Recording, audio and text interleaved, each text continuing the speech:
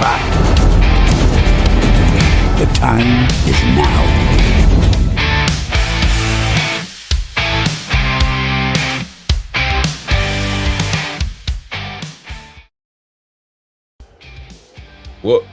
Well, hello everyone. Welcome to NUFC Talk. We are live with another live match commentary. Newcastle United facing Burnley at St. James's Park. We are live, me, the American Mag, with Jody Yum Yum Gary in the building. How's it going, fella? All good? Very well. Yeah, very good, mate. Interesting lineup. Lineup. Let's just see the fall. There's going to be some fallout in the chat today, I'm sure. We've just been having comments in the background about he hadn't got the kahunas to make the call, so he's put them both in. We said that in the past. I mean, it's going to be an interesting one, this. Yeah. Don't forget to subscribe, folks. Smash the like button if you can. Help us out. Please do that. We got to go throughout this whole long time of journey that we're going to be live. So help us reach our goal. Help support the channel. Super chat and gift the memberships away. You know, the whole lot if you can. Appreciate that. But if it's not the time, please consider just giving us a like, and that will help us a long way. It's free. It doesn't cost anything. Help us out.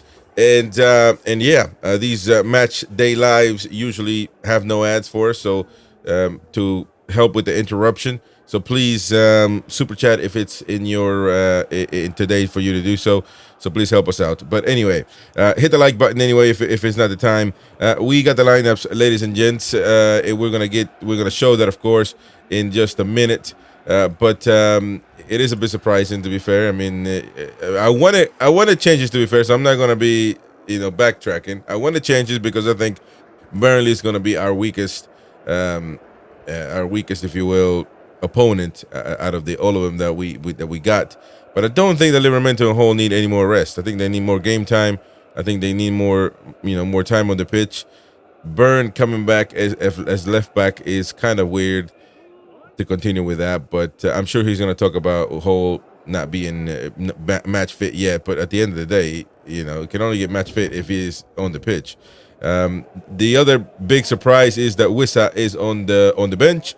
I believe Wissa will play today, but he's on the bench. He's seen walking to the pitch, so to the locker room. So I think he'll play. I think he'll give it a go. And I don't think Walter-Mata and Wissa will play together. I think it's going to be one or the other. So stay tuned for that. But the lineups overall, I'll put it on the screen as we speak. But Ramsdale, Livramento, Malik Chow, Shar, Burn at left back, midfield with Bruno, Willock, and Ramsey. No Tonali, Ilanga, Walter-Mata, and Gordon up front as a left wing. So no Barnes, no Tonali, no Miley even. Who else we got here that we didn't play last time? I think it's about 5-6 changes, if I'm not mistaken. Ilanga, did Murphy play against? Yeah, he Murphy did. So started, that's didn't he? Murphy. Yeah. So Murphy's another one, and Ramsey coming back in. We were thinking, when is Ramsey ever going to get the time? But it seems like the time is now, and he is going to get some playing time. I mean, what do you make of the lineup overall? Good and bad, if I'm honest. We need pace against Burnley. They've set their lineup to try and equate and get against. We know Kyle Walker's quick, so Anthony Gordon, I think, maybe was a good shout for this game against Kyle Walker. I don't think Harvey Barnes, as good as he's been, will have the beating in pace of Kyle Walker. So Anthony Gordon's a good shout for this one. Perez, who's their weak link, who's a left back, again, if you have a look at his numbers going forward, hasn't been the outstanding player. So I think, again, having that little bit of pace to burn behind them, good shout for Ilanga. I have no issues with that. Good shout for Ramsey to come into that midfield. We've been calling out, and I'm going to say Willock as well, but for me, I'd have thrown Willock potentially down that right-hand side and retain Miley, because, again, we talk about ball retention. If you look at the weakest link in this side, people are always going to look for Willock as the scapegoat. I would have potentially looked at Willock coming down that right-hand side, but I'm glad to see Ilanga in. I love Bruno in. It's a shame Tonali had that knock against Tottenham, but I think he had it before against Marseille, to be fair. Took a bit of a clattering, and they've literally kept the injury under the carpet. And I can't understand if he has been niggled by the collision that happened against Marseille.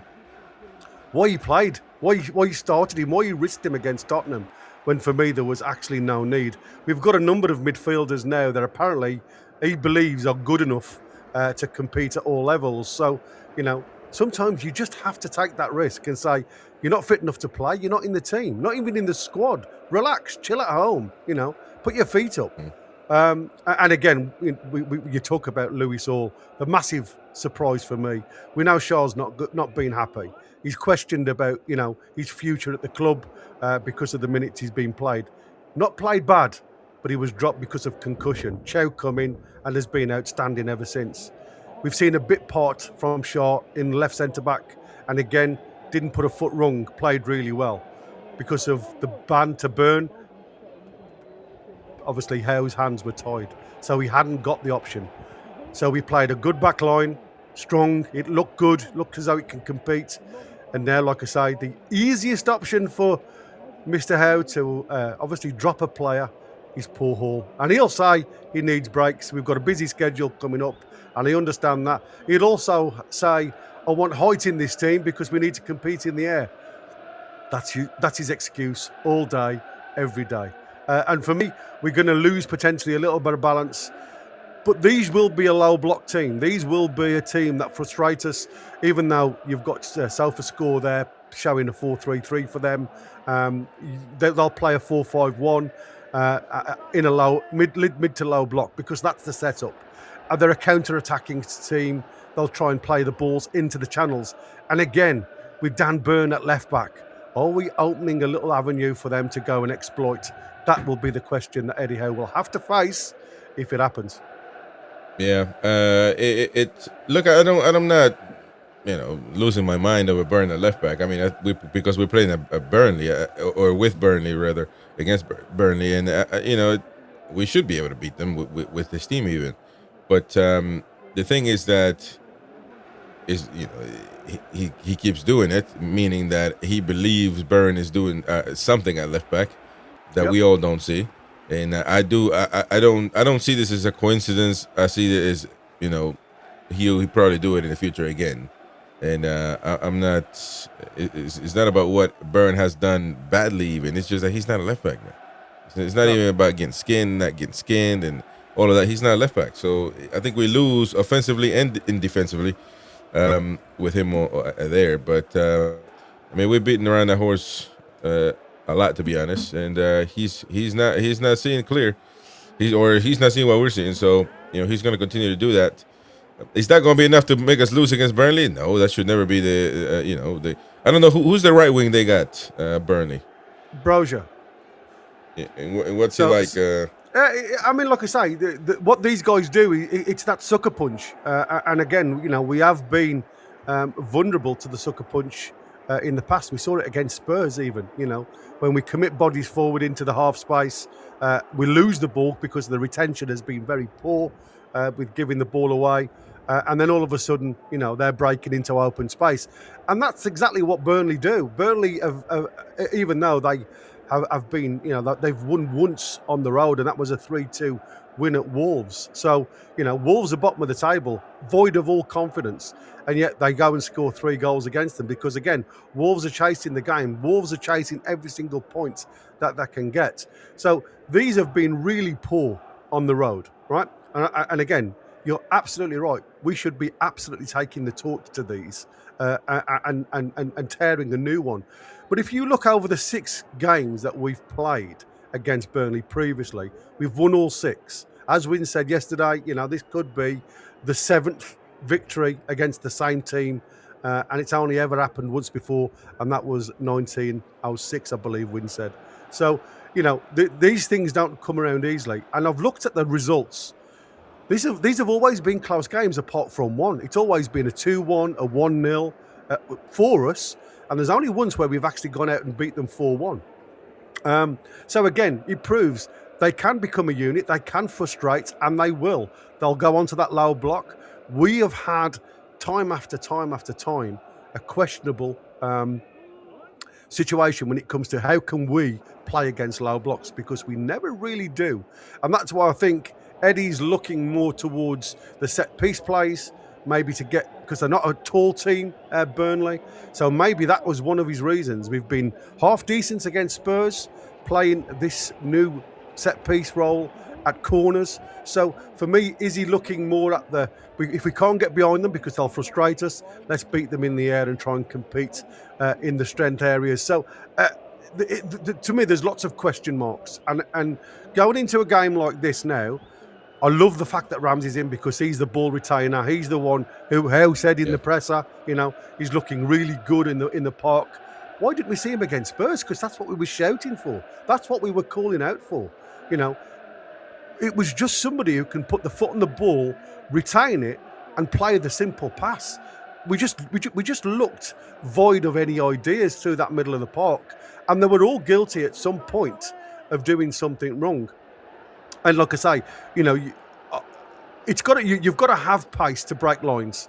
And I think that's the reasons why he's looked at these guys and said, I want Elanga to get up against Pires because he is the weak link.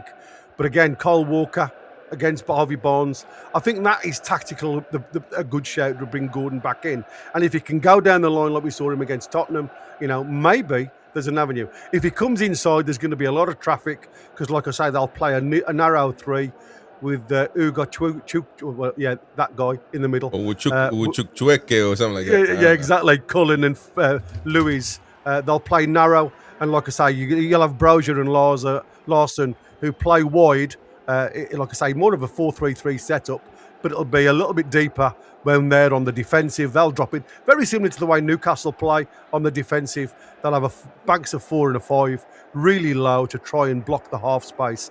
And then when they break, they'll try and break into the channels on the width. Yeah, because people, I do also think, if you're gonna rest Hull, who are you gonna play other than Burn? That's already play there. I don't know if Kraft is available even.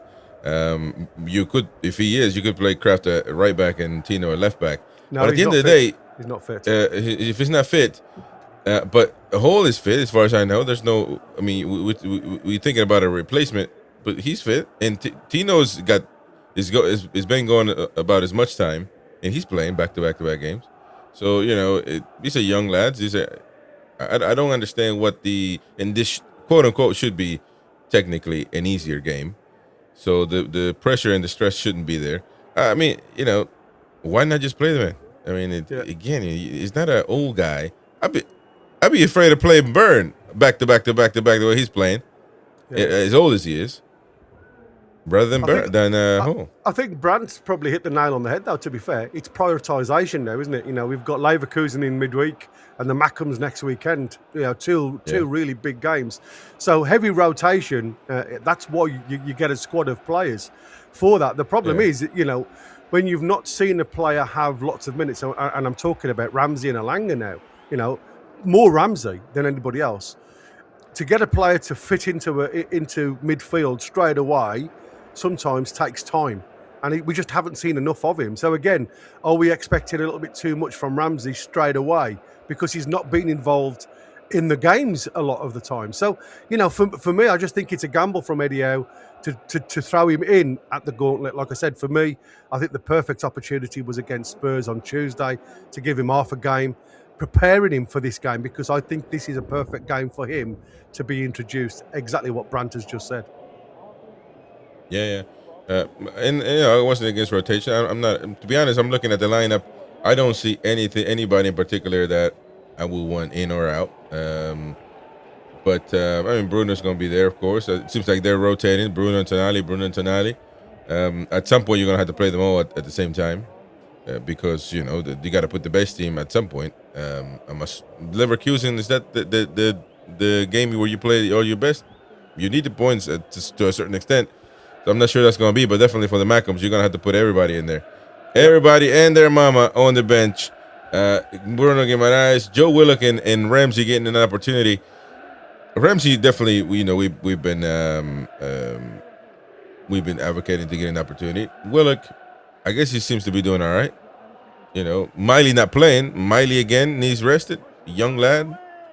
You know, do you think that nowadays they believe in resting is much more prevalent than before? Like, 'cause maybe overdoing it to a certain extent, because it's always been known if you want to be match fit, you got to play, and players want to play. Yeah. You know, so I think gone are the days where, and again we're talking number of games now, and if you look even pre-season these days with the Club World Cups and things like that, player rest, especially at high level, because there's a lot of the players now in a lot of the Premier League teams and across Europe at international level. So when there's an opportunity for a break, there's very few players within any Premier League team, unless you're on the bottom end of that spectrum. There's very few players get rest time these days.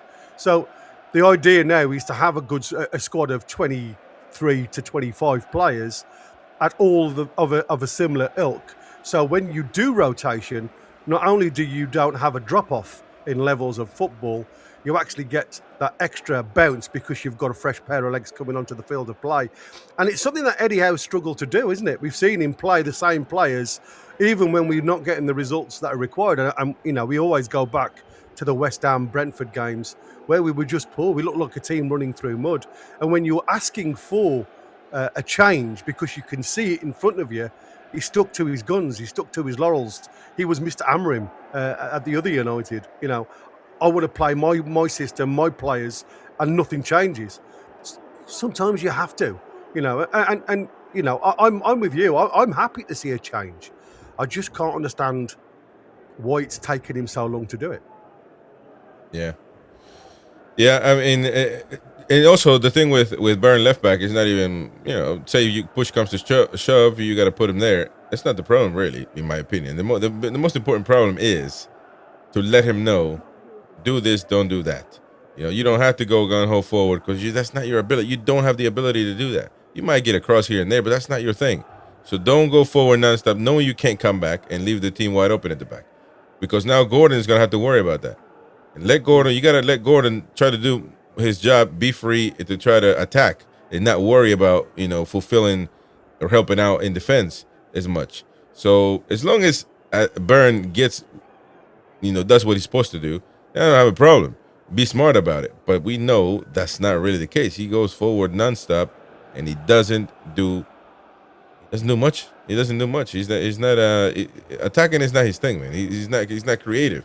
He doesn't have the quality, and that's with all the due respect.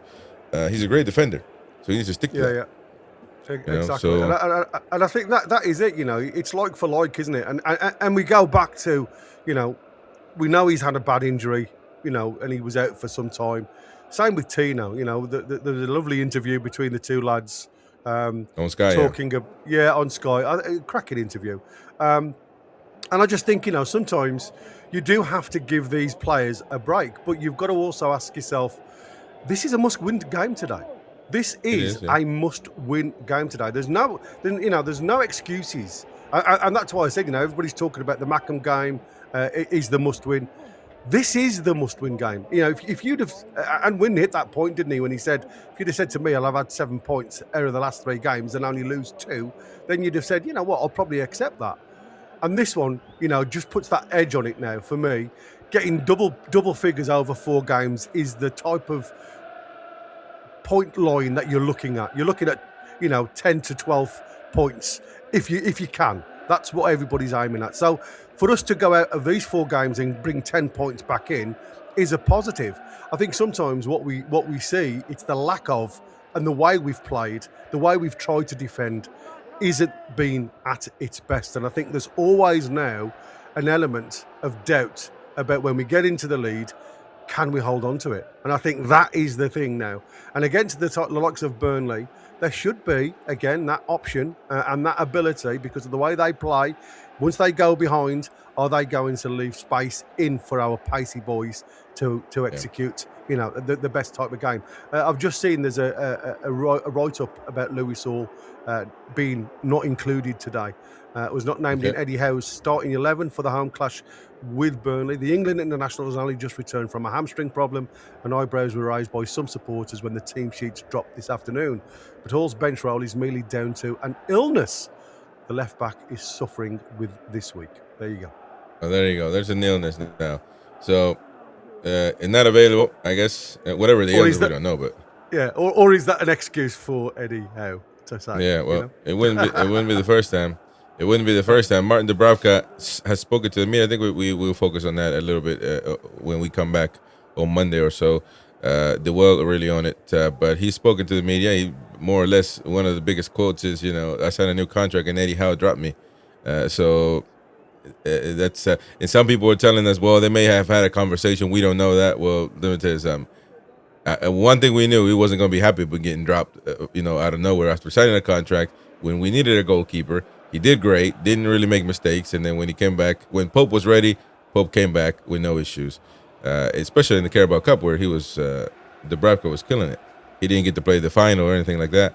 So he's certainly not happy knowing now that he's out of Newcastle, so he can speak his mind. But he'll come in tonight to St. James's Park. I'm sure he'll get some people, some fans to cheer him on and to sing his song. It wouldn't be the first time that he'll come back and knacker us, not allowing a goal. So hopefully he doesn't have a great game. Dubravka's a great goalkeeper, man. Some stained a little bit by when he went to Man U, of course, and he did it on his own, to be fair. But at the end of the day, I think he redeemed himself. Time's over. The man of the hour. Go on. Sorry. The end of the day, though, it's still up to the club to say yes, you can go. The club can say you're not going anywhere, mate. We need you. So obviously, at that point in his career at Newcastle, he was seen as a bit part player. So, off to Manchester United you go, sir. Yeah. They wanted to let him go, so they didn't think he was he was going to be enough, and that's what happened. So the man of the hour, ladies and gentlemen, is going to be that man on your screen. Wissa is back in the house, and will he play? I think he will, but I think he will get it. He'll get minutes tonight, no doubt about it. But he's walking, of course, into St. James's Park, into the locker room. His shirt is hanging already, has been hanging for a long time this week already in the dressing room. What do you make? A lot of expectations when it comes to Wissa. People think that he is the missing piece, that when he comes, he's gonna fix all problems. I don't see it as such, because I don't see a striker problem. I don't think you have too many strikers, but the fact of the matter is, I don't think they'll play together. So what's the point? It's not like you can add him on top of Walter and maybe Barnes and to have more attack. I don't think they'll play together. I just don't think they will. I don't think that's Eddie Howe's forte. I don't think Eddie Howe likes that. He likes 4-3-3, one center forward. And if they're not going to play together, then that missing link is not going to be there. So what do you make with that? Do you think it's the expectations are fair? Because a lot of weight on the shoulders now to come in and perform.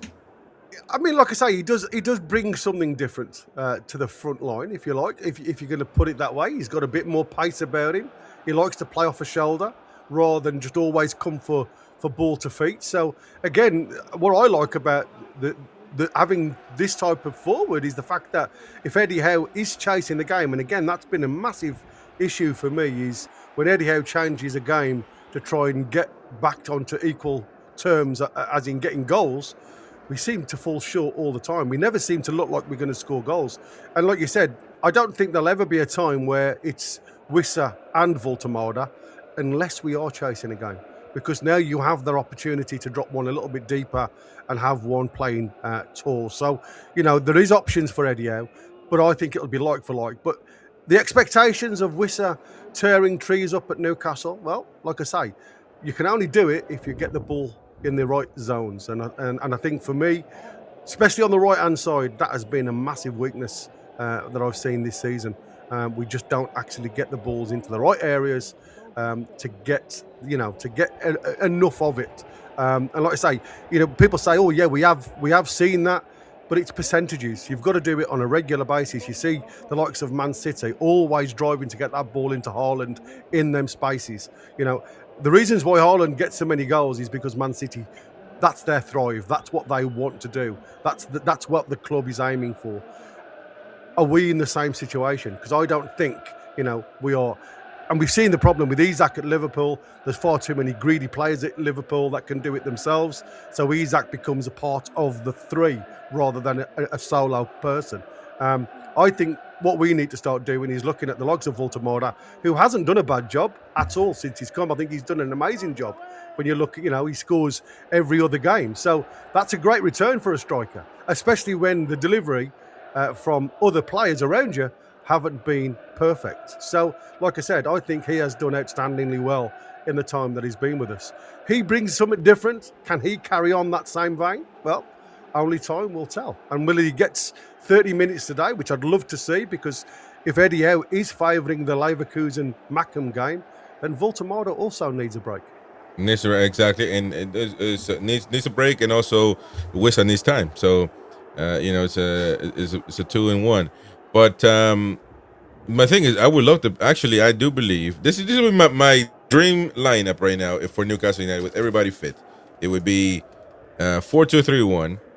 And we just got to Eddie. Look, the 4-3-3, we just got to shrink it a little bit, make it 4-2-3-1. It's not that big a deal. But goalkeeper Ramsdale, Chow, Botman or Burn. I mean, whatever. I ain't got no energy to argue. So whichever. The left back, Lewis Hall. Right, Tino. Midfield, Tonali, Bruno. Up there, up front, you would have Wissa on the left wing, where he plays for Congo a lot, by the way. Wissa on the left wing, and Barnes in the middle is a 10, and then you got either Ilanga or Murphy on the right wing. We haven't fixed the right wing. We've been needed to fix the right wing for how many years now, and we haven't found the player yet. And up from Voltemara, that would be my dream team. My dream team, and I believe that team would be lethal to qualify for Champions League,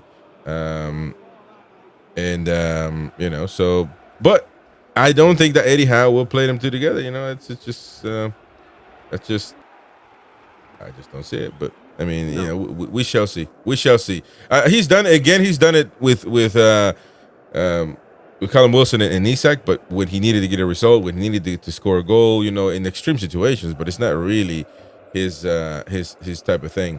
But anyway, the Burnley lineup, ladies and gents, just to give them a shout, because we need to know who we're playing against. Dubravka, Walker, Kyle Walker, Esteve, whatever, Brun Larson, Ugo Chukwu, Foster, Florentino, Ekdal, Pires, Cullen, and Broja. What do you make of that lineup? I know a few, obviously, but I haven't been watching Burnley. They haven't been doing too well, have they? No, I mean, that's what I'm saying. I mean, totally void of confidence. I believe they've lost the last 5 games. So it's like, they're on a massively poor run. So totally void of confidence. And that's what I said. I think Scott Parker, coming back to St James's Park, like I say, he was a good player for Newcastle, former player of the year. So he'll have a lot of passion coming here. He'll be driven by wanting to obviously put one over his old team. And, like I said, there's something has to break. And Newcastle have to be able to, like I say, compete and beat this final third block, because, like I said, against Tottenham, we seemed very void of ideas when it come to the final third football. And it looked more rushed than something that was looked on a training field. And again, that's why I keep questioning now, what are we doing on the training field? Because we don't look as though we're doing anything different in those final third areas. And against the likes of Burnley, like I say, we're on a poor run. And if they do go a goal behind, will we see those heads drop even further, which will hopefully allow Newcastle to go and score multiple goals? Because again, teams thrive, and we've seen how Newcastle can be when they go and get 3 and 4 goals. The football seems to get better when they are given that lead. It's like they can relax. When it's still 1-0, when it's still 1-0 and it's still a close game, there's still a lot of pressure on there. And I think that's sometimes where we've seen a lot of the football go awry. We passing has been awful. We've not been able to control the game, not really been able to control the tempo of the game. And it is about management. And I think, like I say, games like this, if they can go and get 2 or 3 goals where they can relax and enjoy their football a little bit more, maybe then they'll start to gamble on those balls a little bit more. And again, confidence comes from the way and ability, the way you play. And if they can go into Leverkusen with a game that has been full of possession, full of really good chances, goals going into the back of the net, they go into the Leverkusen game full of confidence. It changes that outlook. And that's what I want to see. You know, for me, if you look at stats on paper, you know, we all talk about it. Newcastle and Burnley are miles apart. And for me, what Newcastle really have to say is, with a good, strong home record, Burnley's really poor league record as we speak, this is a must-win. And that's where I said, I have to emphasise on must, because you're not going to get many games in the Premier League as easy as this one if it all goes to plan. It is a must-win, no doubt about it. I mean, I do believe we're going to win, but again, you know, for people that like those especially Mighty Win, they like those stats that have no context. You know, Brian at left back, if we win today, it's not a positive stat. It's not because of him. You know, so unless he puts some incredible assist and all of a sudden he becomes man of the match. But just because he's on the pitch doesn't mean that we won because of him. And also the Tonali, he's not Tonali there, so we're gonna beat Burnley and another game when Tonali's not there and we beat and we win. So context is key, and this rotating one or the other, you know, it's a decision that Eddie Howe just started, but you know, that's fine. I mean, I don't have an issue as long as we are winning. But you know, to be honest, every game we've sort of been struggling. Since Everton, we always gonna have one great game and then we struggle and then we struggle. You know, so maybe this is the great game. Listen, this is a lose-lose situation because we can win tonight, and this is what we had to do. It's not really you know, a morale booster or anything like that. You know what I mean? It's just it is what it is. And if we lose, channel nuclear. I'm telling you. Absolutely. Well, even on the draw, I said, you know, these guys have conceded 28 goals in 14 games. You know, that's why they're where they are. They're not scoring many goals themselves. So if we allow these guys, you know, like I said, totally void of confidence, to get involved in this game, all of the players, I mean, you know, for me, I'm not expecting an exciting game. I'm expecting a very dull left to right balls. You know, it's going to be pendulum football, so we need to be patient on these build-ups. And that's what I'm saying. Burnley will come to St James's Park to be disciplined. That's how they will have to look at it. It's a case of not giving Newcastle the opportunity. So they're going to have to, the work rate has got to be on the money. And they'll, like I say, it'll be there for me to frustrate Newcastle. Newcastle just must keep the discipline. Move the ball, switch flanks, stay sharp defensively, and then avoid giving the ball away simply on counters or set pieces, because that is what Burnley will thrive on. That's what they will look at Newcastle doing. And if Parker's done his due diligence on Newcastle, he will say, hey lads, these guys do give the ball away. So let's press. Let's put them under a bit of pressure, because if they do give a sideways ball away and we can then press, maybe we can get something on the other end. So keep it tight, keep the concentration, the defensive focus, and then see what we can get on anything that they give us wastefully. And that's why I think for me, it's more going to be what Newcastle do in the final third rather than what we do in the defensive 3 quarters, because I don't see Burnley coming at us very often. And when they do come at us, it's going to be because we've given them the opportunity to break into those spaces. Yeah, very true. The lineup, ladies and gents, in case you are just tuning in into NUFC Talk, don't forget to smash the like button, subscribe if you're new, super chat if you can, help the channel grow, or become a member yourself and enjoy exclusive content. And of course, a giveaway we should be doing pretty soon. But the lineup: Ramsdale, Shar, Gordon, Chow, Ilanga, Livramento, Voltemara, Willock, Byrne at left back, Bruno Guimaraes, Ramsey in the squad. We got the bench as well with Rudy, Hall, Joe Linton, Tonali, Wissa. Oh, that's right. I forgot about Joe Linton being bench. I didn't even think about it.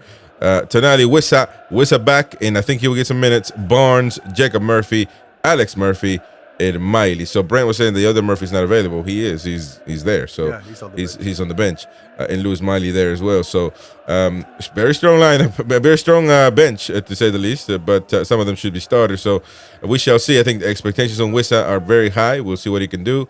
And other than that, Joe Linton. I mean, a few. I guess a few takes on Joe Linton. I didn't think about it really. But Willa coming on, he should be rested as well, and I think he won't even play tonight because potentially you don't want him to get a a red card or anything like that. Miss the Mackham game, I guess. It's a bit of a extreme thing to do, to be fair. But I mean, if we need Joe Linton, I think he'll play anyway. But maybe giving them rested is more of the excuse that he's not there. So, yeah. That's a good one. Let's go with some comments, and the people have been coming out and saying, and then we'll get because people want to have their say, of course. So let's go into the star comments here and get gone. Peter McCardle says, "Welcome, Peter." Says, "When is he ever going to drop Burn?" There's Peter McCardle. There you go. Mick Bingley, all the way from St Andrews, Scotland. Afternoon, guys. Come on, the tune. It says Mick. There you go. Jessica Noble says, I'm so excited to watch Wissa. Well, I think it's a lot of expectations, to be fair, so we'll see. But again, though, I don't think he's got time to mess around. He only got time to score goals now because of the expectation that's put upon him. Ronnie Omlet, he's tinkering is costing us big game. We beat Everton 4-1, and we've not seen the same side again. It's ridiculous. Well, to be honest, that could be a good point, not seeing the same side. Trolls, we will lose with Burn on left back. I'm fuming now.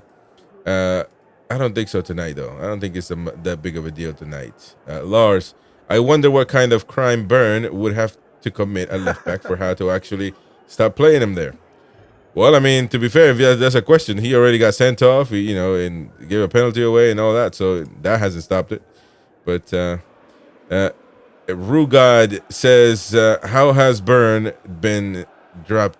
How hasn't Burn been dropped yet? Was terrible for Spurs' first goal.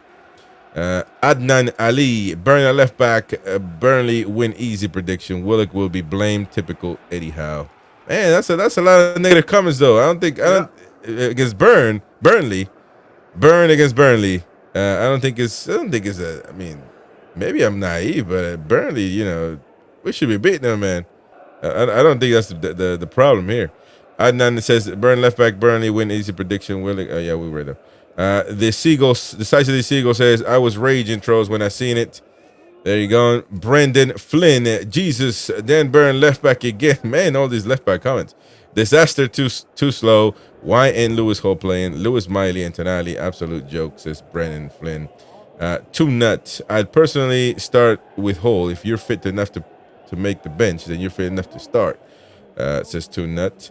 And Animal Lecter says he's never going to drop Burn. Now Gordon has no backup, says Animal Lecter. Well, I said, he's probably going to have to help out a lot in not doing his job. He's already having a poor season, Gordon. So, I think he needs to be able to do his own thing up front, but he's not going to be able to.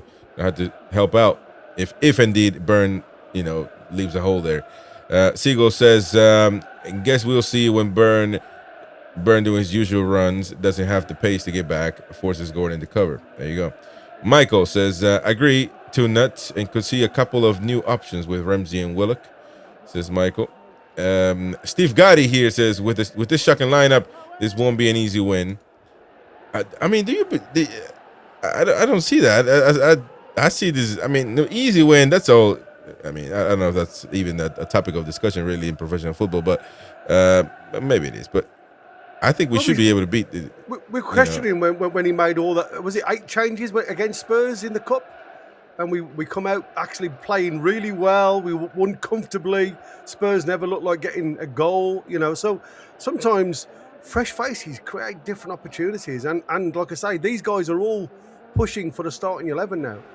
And again, we do question, is it the fact there that it doesn't matter how good you are, Howe's got a 11 in his mind, and he'll always look at that 11 first before looking at anything else. So, like I said, we have to be a squad these days. We can't rely on the same 11 doing 60 games a season.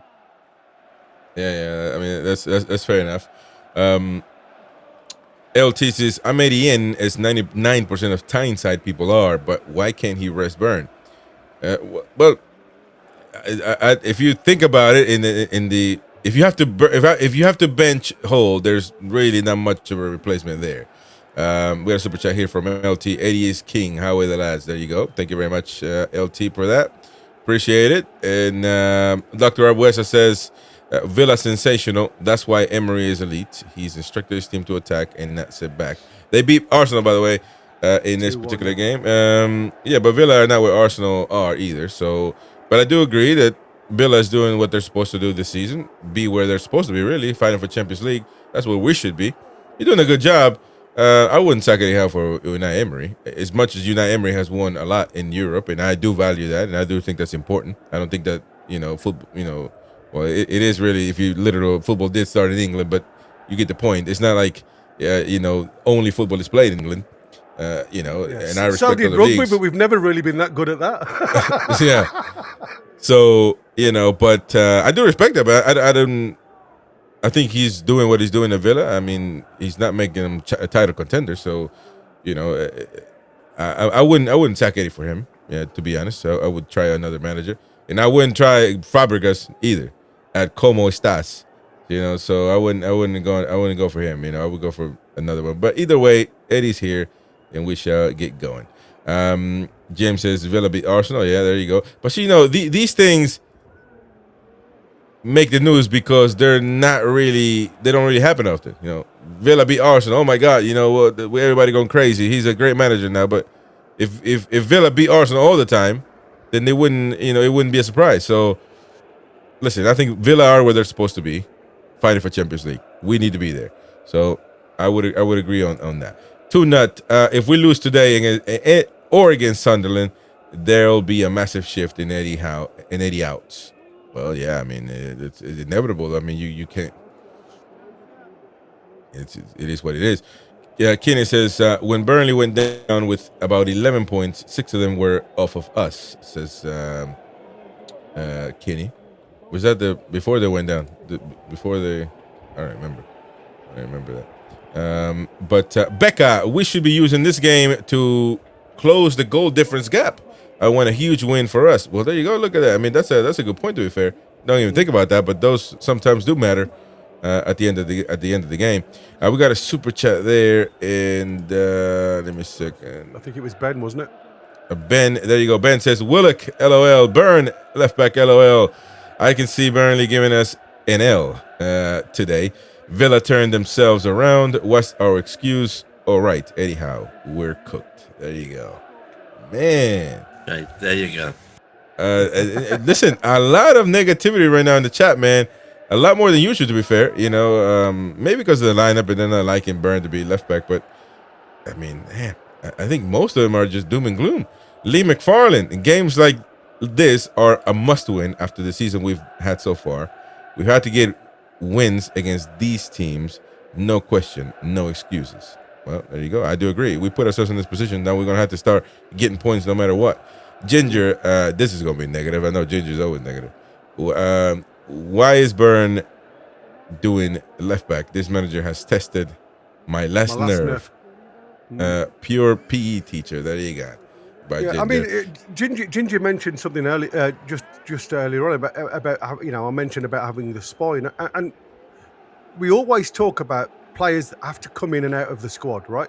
And the idea is now that these are Eddie's players. These are the ones, apart from a couple, that he has chosen to take Newcastle into that next direction. So when you look at the spine of the team shouldn't change with players rotating, because it should be like for like. Where Eddie fails is he rotates positions too much for me. So he'll put players in, then he'll ask them to go and play, start midfield, then go and play left centre of midfield, then go and play left wing. And we've seen it with J7 a lot of the time this season. We've seen it with Harvey Barnes. We've seen it, how many players have we seen get rotated? I mean, we all made that point. We've had 4 different right backs at one point. So, for me, as much as the spine of the team should not ever be affected by players coming in and out, because you all play the same tactics. You all train the same way, which is the Eddie Howe way. So there shouldn't be that much of a drop-off. What you should have is a positive bounce, because these are all fresh players. You know, they've not had many minutes. So they should be really biting at the bits to go and get the results today. And we, like I say, we saw it against Tottenham in the Cup. You do get a positivity when you have a lot of changes. My concern is don't keep playing them in different parts of the formation, because you never get continuity that way. Yep. Comment here, last comment super starred is from Battle Blogs. Dropped hole again. What a Muppet. Muppet how is. Well, man, the negative comments tonight. I'm actually shocked, man. And I do agree with Brian Quinn. Negative on match day, on watching Newcastle on TV and City game on the tablet. Oh no, sorry, that's Tunet. I got confused there for a second. Brian Quinn says negative on match day. How that way, man? Give your heads a shake. I listen. I want to agree with Brian Quinn. On match day, we're being this negative, man. Maybe people are just it's not the, listen. If we didn't have this season, probably they wouldn't be saying this. But I guess they do get a point, but ain't got to be that. Let's just have a look at this one, because this is an interesting point, because obviously he's talking about the waxing lyrical about Arsenal this season, because they have probably been the most consistent team out there. But even the most consistent team will have days where it just don't go right for you. I mean, I haven't watched the game. I don't know how Aston Villa performed. By all accounts, they went out on the attack and they took their opportunities late in the game. That's always the best way, the best time to score, isn't it? In the 90-plus minutes. Even when Newcastle do it, we just can't hold on to the bloody lead, and that's the problem. No. You take those 11 points that we all talk about and give them to us, the ones that we've lost by winning the games, right? Not from coming behind, by winning games. We've lost 11 points. The table will look so different, and that's what I'm saying. It is small margins, and this is why we need to close those small margins out of the game. And we have to somehow, instead of becoming negative, and I think, I've replied to a gentleman who made some comments, and we were talking about the best way to defend is attack. And the problem is even when we've been on the attack, like I said, those final third moments where you're late in the game, instead of keeping hold of the ball, and even if you're down the wings and you've got nobody to pass the ball to in the box because there's no bodies there, then bring it back. Keep hold of the ball and bring the ball back into, a more defensive where you have got bodies. What Newcastle seem to be doing at the minute is just throwing the ball into areas where we are void of shirts. So we're giving possession of the ball away far too quickly for the opposition then to go on the attack. And that's exactly what we did against Tottenham. It was absolutely criminal the way we defended against Tottenham. And again, we look at too many defensive bodies on a field of play, knowing full well that you're just going to... we saw it against Arsenal. Knowing full well all they're going to do is keep throwing balls into the box. You do, unfortunately, have that mindset that it's somebody else's job to clear rather than you taking onus of the decision. And I think it's just something we have to deal with. Taking a midfielder off to put a defender on, you're losing that shape straight away. And checking out the comments, and one that caught my attention was that Tony says, people went whole in when he's got an illness. My word, blah blah blah, kind of like talking about people losing their mind. And I actually agree with that. And then I also had to look at another comment from Ben, and it's true. If he's got an illness, he can't play. Then why is he on the bench? Exactly. So that makes no sense, because we've seen people play with illness before not be on the bench, because obviously why would you use somebody that's ill? I mean, yeah, Trippier was the last one, wasn't he? He wasn't feeling well. He was told to stay at home. Yeah, so I mean that's I have a point, man. I'm not, it's a fair point. I mean, I don't know, I don't know, but that is a fair point. Tonali is one of our best players. Yeah, he was ill, fit I think, one time to start. Yeah, he was not fit to start, but he still got him on the bench. That's true. We got the mighty Wayne outside at Bally's, and let's take a listen. Boki was there in the building as well. Let's take a listen. Mighty Wayne here, pretty much. Team news just been announced. And we've got Boki here in Bally's as it is now. Boki's huge, man. Yeah. And we've got who we got? I mean, it's in total, it seems like. Who's controversial Collins' nephew. So there we go, and we've just heard the team news. That's Colin's nephew, man. The team guys. How old is Colin? I think, forget the team for a second, I think that's the strongest bench we've ever had. The strongest bench we've ever had in his life. Look at Balky's face. Look at Balky's face. Because we've put all the rubbish on the pitch. There we go. That's right, exactly. Context, man. We'll see in 90 minutes' time, you know. So let the 90 minutes go. We'll see how rubbish they are. Yeah. But I'm confident, and like I say, I think we've got a really strong bench. Yeah, I think we have, and especially who have we got on the bench? Wissa? Wissa's come through. Wissa, Geordie Congolese is number 9 on the time. Everybody laughing at him. We gave you the exclusive yesterday on the channel, and Johan Wissa is on the bench, and I think he's going to make a lot of difference. Not necessarily just in this game, but going forward. So, what do you think of the season so far generally? Not too dissimilar to last season. Probably a little bit worse, but... A little bit worse, and yet if we beat Burnley today, we're 2 points better off than we were at the same stage last season. I'm not too negative about it. I think it's not great, but it could be better, it could be worse. Could be. And I think we'll probably finish strong like last season. Yeah. Okay. Let's not worry about that though. Come on, the lads, the day. How are the lads? How are the lads, as we say it. There you go, man. That was Mighty Win, who looks mortal already, man. We are knackered. Okay, now, man. But let me tell you, but don't worry, Newcastle do a good job of sobering him up if things go bad. Anyway, it's interesting. But let us know your prediction. Look at Boki. I'm telling you, Boki looks 6'3", man.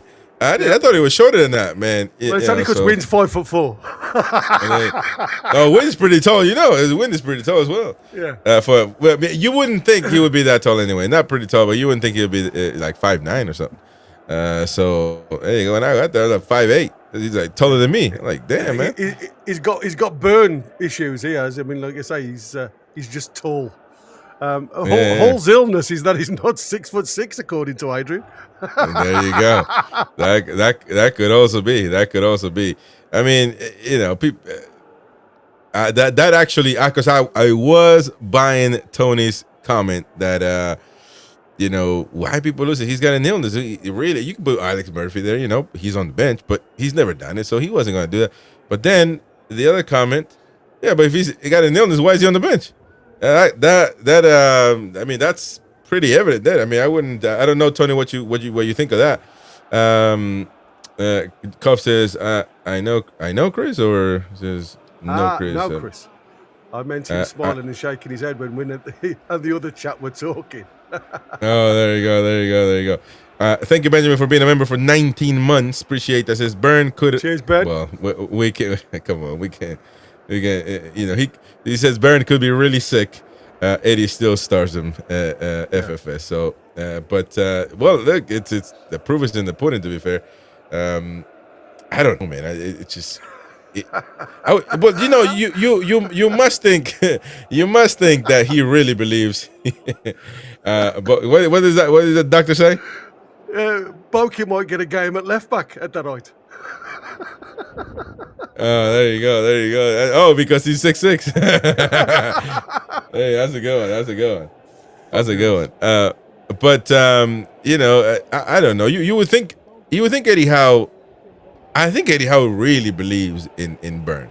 I don't think he'll be daft to say he's a numpty, but I'm just gonna play him there just because. I mean, I don't think he would do that. But man, to think that he really does a job at left back. And again, tonight I'm not even bothered about it, to be honest, because it's Burnley. Just do a job, be smart about it. And to be fair, I told you, man, if he was smart about this whole situation and wouldn't go forward nonstop, people wouldn't be really in this. They would say, you know what, Burn is doing. He's a tourniquet right now. We need him. He's doing a job. But no, it's just, a lot of times he leaves us wide open at the back, and Gordon has to come help. I've seen Joe Linton come, Tonali come help, Bruno come help. the center backs. So that part is a bit weird, that we keep going there. But it is what it is. It is what it is, isn't it? I mean, I think we talk about playing players for the right games, isn't it? And like I said, we know Burnley aren't going to be on the attack very often, so maybe this is the perfect opportunity to play Dan Burn out of position. I think where Dan and Eddie Howe get criticised a lot more is the fact that you're playing him in a left back situation in crucial games. Where we know we are going to be skinned down that right hand side if he gets out of position, and we've conceded goals from exactly that because we just haven't had cover. So I think the problem is you're always going to have the right players in the right games will always give you the right results. That's what I've always said, and I'm not in any way looking at Dan Burn at left back today and saying there's a potential banana skin here, because this is probably the right game to give the lads a rest. But like I said, for me, it's a case of the lads coming into the game still have to have the mentality. It's a must win. Yeah, that is true. The players coming onto the pitch now, folks. Don't forget to smash the like button, help the channel grow, stay with us, interact with us, watch the game with us. The timer will be right on screen. The lineups once again before kickoff. And Gary's commentary: Ramsdale, Shar, Gordon, Chow, Ilanga, Livramento, Voltemara, Willock, Byrne, Bruno Guimaraes, captain, and Jacob Ramsey for Newcastle United.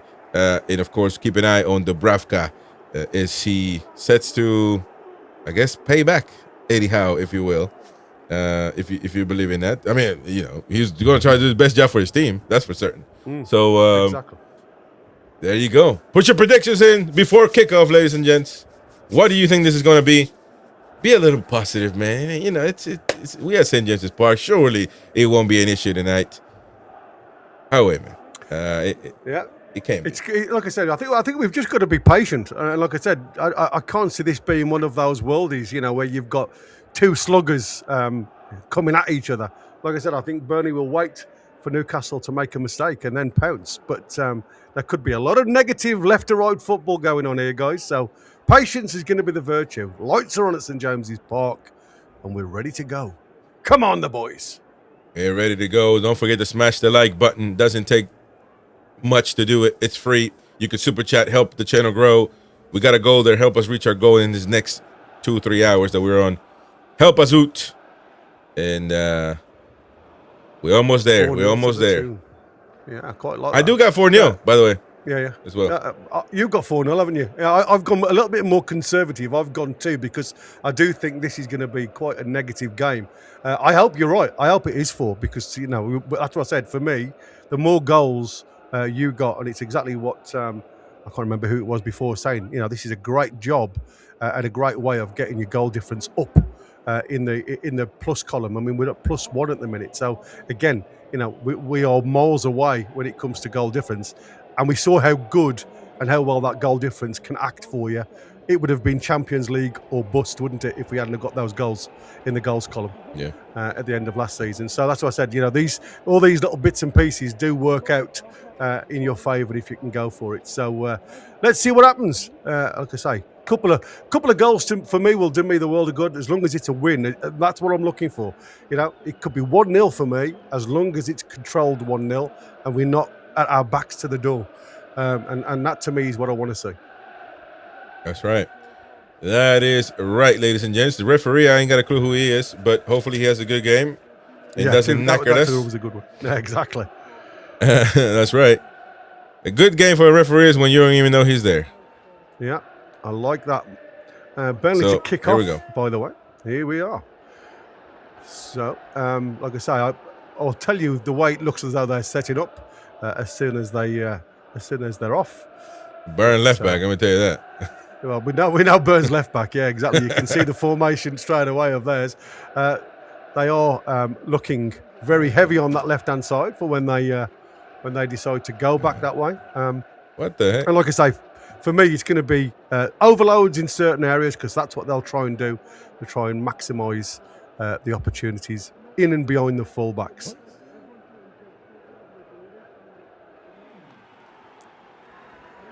And we're away. Burnley kicking left to right as we speak in their usual claret shirts and white shorts.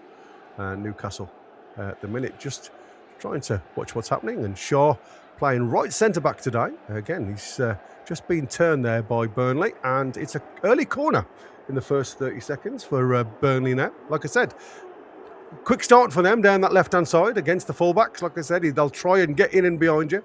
I'm glad they're coming at us, though, because that just means that there's going to be space and opportunities for somebody with a little bit of pace to run in behind. So, like I said, this could be a good way of showing their mettle. Larson to take the corner for Burnley. Looks like it's going to be an in-swinger with his right foot. Ball comes into play now. It's a good cross, and Ramsdale did come for that, but Voltemada just gets his head to it, and again it's out for another Burnley corner. Bit of pressure from Burnley early on, but well done Voltemada, taking no chances there, just committing to the cause and getting that ball cleared again. This looks like Louise on this side now to take another in-swinger.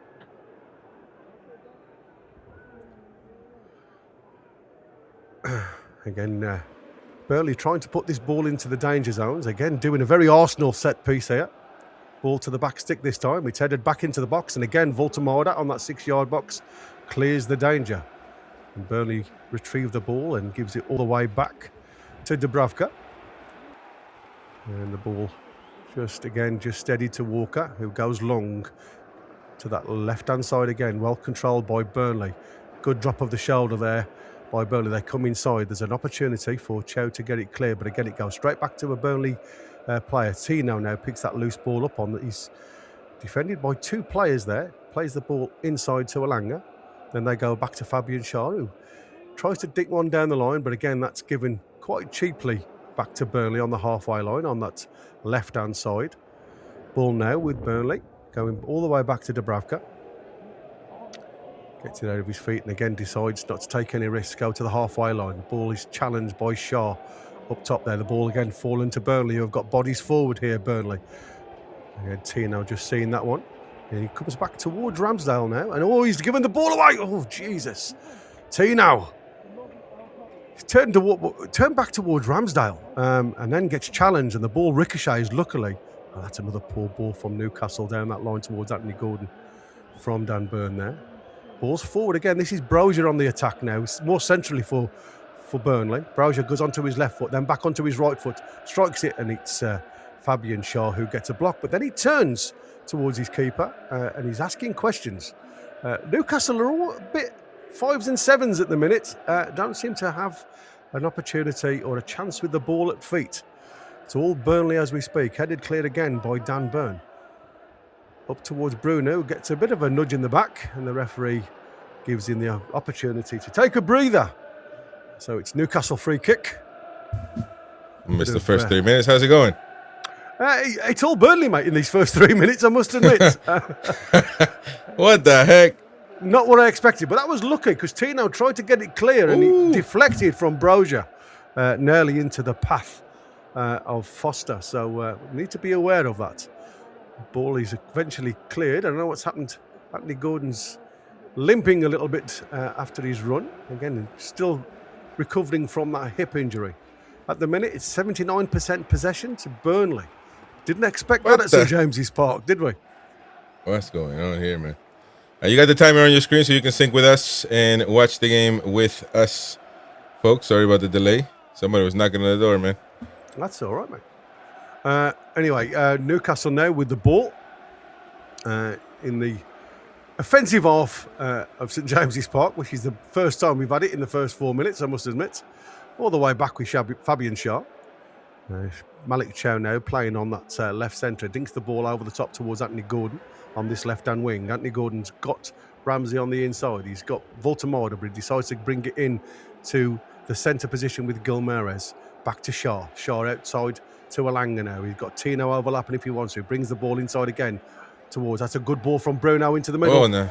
And it's a cross ball, but nobody attacking that 6-yard box, and it's cleared by Burnley. Hopefully Newcastle can pick the ball up again, but it's a lovely little ball and a run. I think Tino may have just been onside there. I say the linesman he did put his flag up in the end, so it was offside for Tino in the end. So he's just in line from the look of it, but again, it could have been his shoulder that was just pushing him on the offside position. There we go. Alan Shearer under the cap. Yeah. Oh, is he? Alan Shearer under the cap there. Yeah, exactly. That's what I said. He was hiding his face. Oh, Tino again with a poor touch. Ball over the top. Oh, Lord have mercy. There was a shot from Foster from around about 25 yards. Again, this is what I'm saying. Tino's given some terrible first touches here, and the opportunity's falling for Burnley. And again, it's high and wide, to be fair, but it has to go down as a half opportunity there. And again, Burnley not, freezing under the pressure at St James's Park. They're having a go at Newcastle as we speak, but they're reliant on people making a mistake, and that, unfortunately, has been Tino Livramento. Bruno now gives it to Tino on the halfway line, just inside the Newcastle half. Again, back to Bruno. Fabian Schär now, just slowing the game down and just looking for options in front of him. Rather than going left to right, decides to go to that left-hand side with Willock now onto just inside the Burnley half. Again, no press from Burnley. They're just allowing Newcastle to build up slowly, just creating those passing lanes, but to the side of them rather than in front of them. Dan Burn now on this left-hand side. Again, closed down by, I think that is Foster on this right-hand side for Burnley. Anthony Gordon gets animated our Eddie Howe at the minute. He's not happy with what he's seen on the field of play. You can tell when a manager's unhappy because he's blaming everything and anything on the officiating of the game rather than the players kicking the ball. Tino now with the ball on that left-hand side. Plays the ball up the line towards Alanga. Alanga under pressure. Gives the ball away again now. Burnley pick the ball up. They've got 4-on-4 if they play it quickly. Burnley now comes inside, but again, it's poor play from Burnley. Gives the ball back to Newcastle. Bruno gives it into Willock now. He's got lots of green grass to run into if he plays the ball simple. Ball over the top towards Volta-Bona. Oh! That was Gordon, man. Oh, sorry, Anthony Gordon. With his headband on, his flocking hair. Just couldn't get on the end of it. I'm going to say that can't be Volta-Bona. He's going too quick. Not that fast. Interesting cross, though. Yeah, it was a good cross to that back stick, to be fair, just in front of Anthony Gordon. But again, he goes with the wrong foot. Goes with his right foot rather than to try and get something of his left foot onto it, which would have been more controlled, hopefully. And it certainly wouldn't have got him off balance. Walker for Burnley now for the throw-in. He gives the ball back to Dan Burn now for Newcastle. Bruno gives it to Tino, who's had a poor start to this game, to be fair, Tino Livramento. Ilanga now on that right-hand side. Goes all the way back to Fabian Schär. Again, half press from Burnley. Ramsdale back to Schär. Again, Burnley just retreat back into their half of the game. They've had the first 5 minutes of play, to be fair, though, Burnley. Not really given Newcastle any opportunities. Ilanga on that right-hand side, down the line to Tino Livramento. Good ball inside. Come on, boys. Good, and it's out to Malik. Oh, sorry, it was Ramsdale. Ramsdale. Yeah, Ramsdale. Again, everybody's wearing these orange boots. Yeah, exactly. Ramsey now playing that ball. Yeah, I mean... He should have. Right there, boom. He's back control, man. Swing a left foot at it, wouldn't you? But he tries to control it with his thigh, Ramsey. That area is not to be... You can't control nothing in that area, man. Just shoot, man. Just try and get a shot off. But it was, again, good header into the danger zone from Gordon. Ball back with Dubravka. He drops it to the floor, though, Dubravka. Trying to get Newcastle to press. Volta-Bona closes one avenue, so Dubravka goes long to that centre circle. It's headed easily this time, though. Back into play for Burnley, down that left-hand side. Again, Tino stands Burnley up, and again, it's given inside. And this is Walker now, down there, going out to Brozier on this right-hand side. I think that's Foster, to be fair. Walker brings the ball into the back stick, but again, luckily for Newcastle, nobody in a claret shirt attacking that. There was a half chance.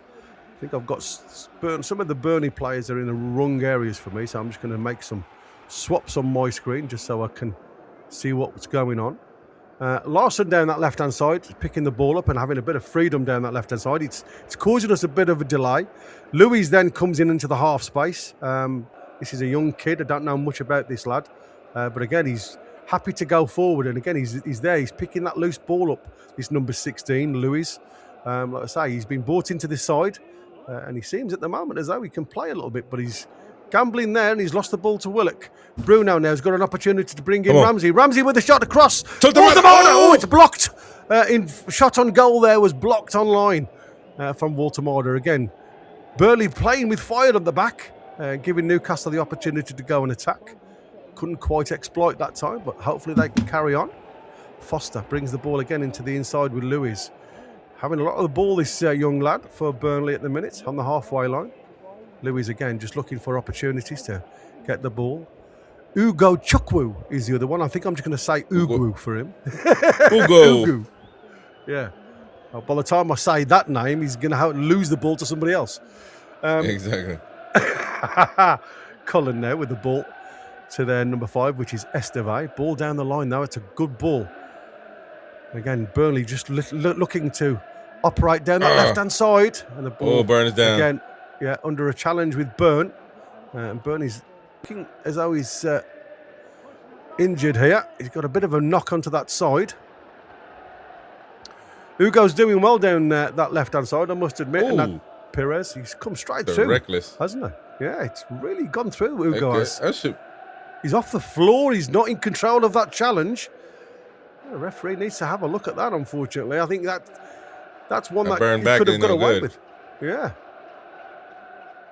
Because he was off the floor there for a split second, Ugo. Like I say, and he clattered into Burn. But it was good play there from what the minus changed, man. Yeah, good play from Willock to get that ball back up the field. Plays it into Ramsdale, who goes square. And again, he hammers the ball into the ground. There's a lot of traffic, though. Yeah, he's got to come through a lot of bodies. And Esteve does well there to get his head on that ball and clear it from Voltemoda's effort. Eddie Howe now just having a word with the lads while there's a break in play. But I'd certainly have a look at that Ugo challenge on Dan Burn, because like I say, he was off the floor for a long time there. Yep. And, he does come through with some force, and that's what they have to look at these days. Is it off the floor uncontrolled? And, I'm just having a look at the replay. I'll give him the benefit of the doubt. It was there to challenge, to be fair. And his feet were pretty low to the floor, even though he was off the floor. So I'm going to give him the benefit of the doubt. Now I've seen it in slow-mo. But he certainly put a little bit on Dan Burn there for a second.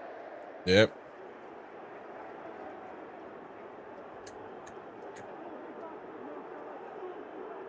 Looks like the referee's going to bounce the ball. Dan Burn's off the field of play. Going to have to wait his 30 seconds before he's allowed to come back on. He's obviously questioned whether the challenge was not a cardable offence. Anyway, Ramsdale with the ball. Goes long this time. Again, looking for Voltemoda up top. Ball's headed back towards Bruno, who gets a touch on it. Now, Willock trying to get the ball through to Alanga, and he's given the ball back to Perez now for Burnley, who goes long. And again, the ball's looking to get up to Brozier really quickly now. He's playing more of a central. Oh, Bruno. Honestly, you gamble all the time with that. Puts his bum into the player, and then he gets a kick on the heel. But he's lucky again for me. Because like I say, if you look here, he puts his back into the player, and the momentum's always going to be through the back of the player. I guess he's one of the most foul players in the Premier League. Yeah, him and Grealish apparently are really high up the Premier League at the minute with the most fouls. And I can understand why, to be fair. Yeah, like I say, let's see how many of those were fouls, though. Yeah, exactly. The question is there's always going to be some of them that don't go your way. Dan Burn now, back on the field of play on the left-hand side, gives it to Anthony Gordon. Anthony Gordon comes inside, feels up to Voltemoda, back to Bruno. Bruno outside to Tino on that right side. Got Alanga in front of him. Alanga now. Tino goes on the overlap, gives it back to Willock. Willock more central. Back to Fabian Schär. Again, this is that patient build-up that Newcastle will have to be if they're going to break the hearts of Burnley today. Anthony Gordon, first time inside. Ramsey tries to do a little bit of a step over. The ball now for Brozier down the front. But that's easy for Ramsdale to collect and feed the ball back to Ramsey. Back inside to Bruno now, just inside the Newcastle half. Shaw Got plenty of space. There's no press from Burnley. Out to Tino. Tino looks up, sees Alanga on the run, gives the ball down the line. Alanga with Esteva's company now for Burnley. Plays the ball back to Tino. Tino gives the ball into Willock. And now Bruno with the ball. Bruno down the line to Tino. Tino's looking for options. Alanga drops a shoulder, comes inside. Has one on goal. But it's a little bit easy for Dubravka, that one. But it was a, shot with intent on target, which is nice to see. Yeah, a little hopper trying to there, shape that ball. Yeah, shape that ball into the far post, but it was never going to beat Dubravka from there, was it? So, 2 attempts but for both teams on target, 1 for Newcastle. 2 attempts at goal, 1 on target for Newcastle. Tino now, give it to Shaw. Shaw goes all the way to this left-hand side to Dan Burn. Dan Burn looks up and again looking for Anthony Gordon, but decides to go back to Chow. Chow gives it to Shaw, trying to draw Burnley out of their half. Alanga down into Willock's feet. Give and go there with Alanga with Willock. Alanga inside now, got an opportunity, but again, it's poor execution.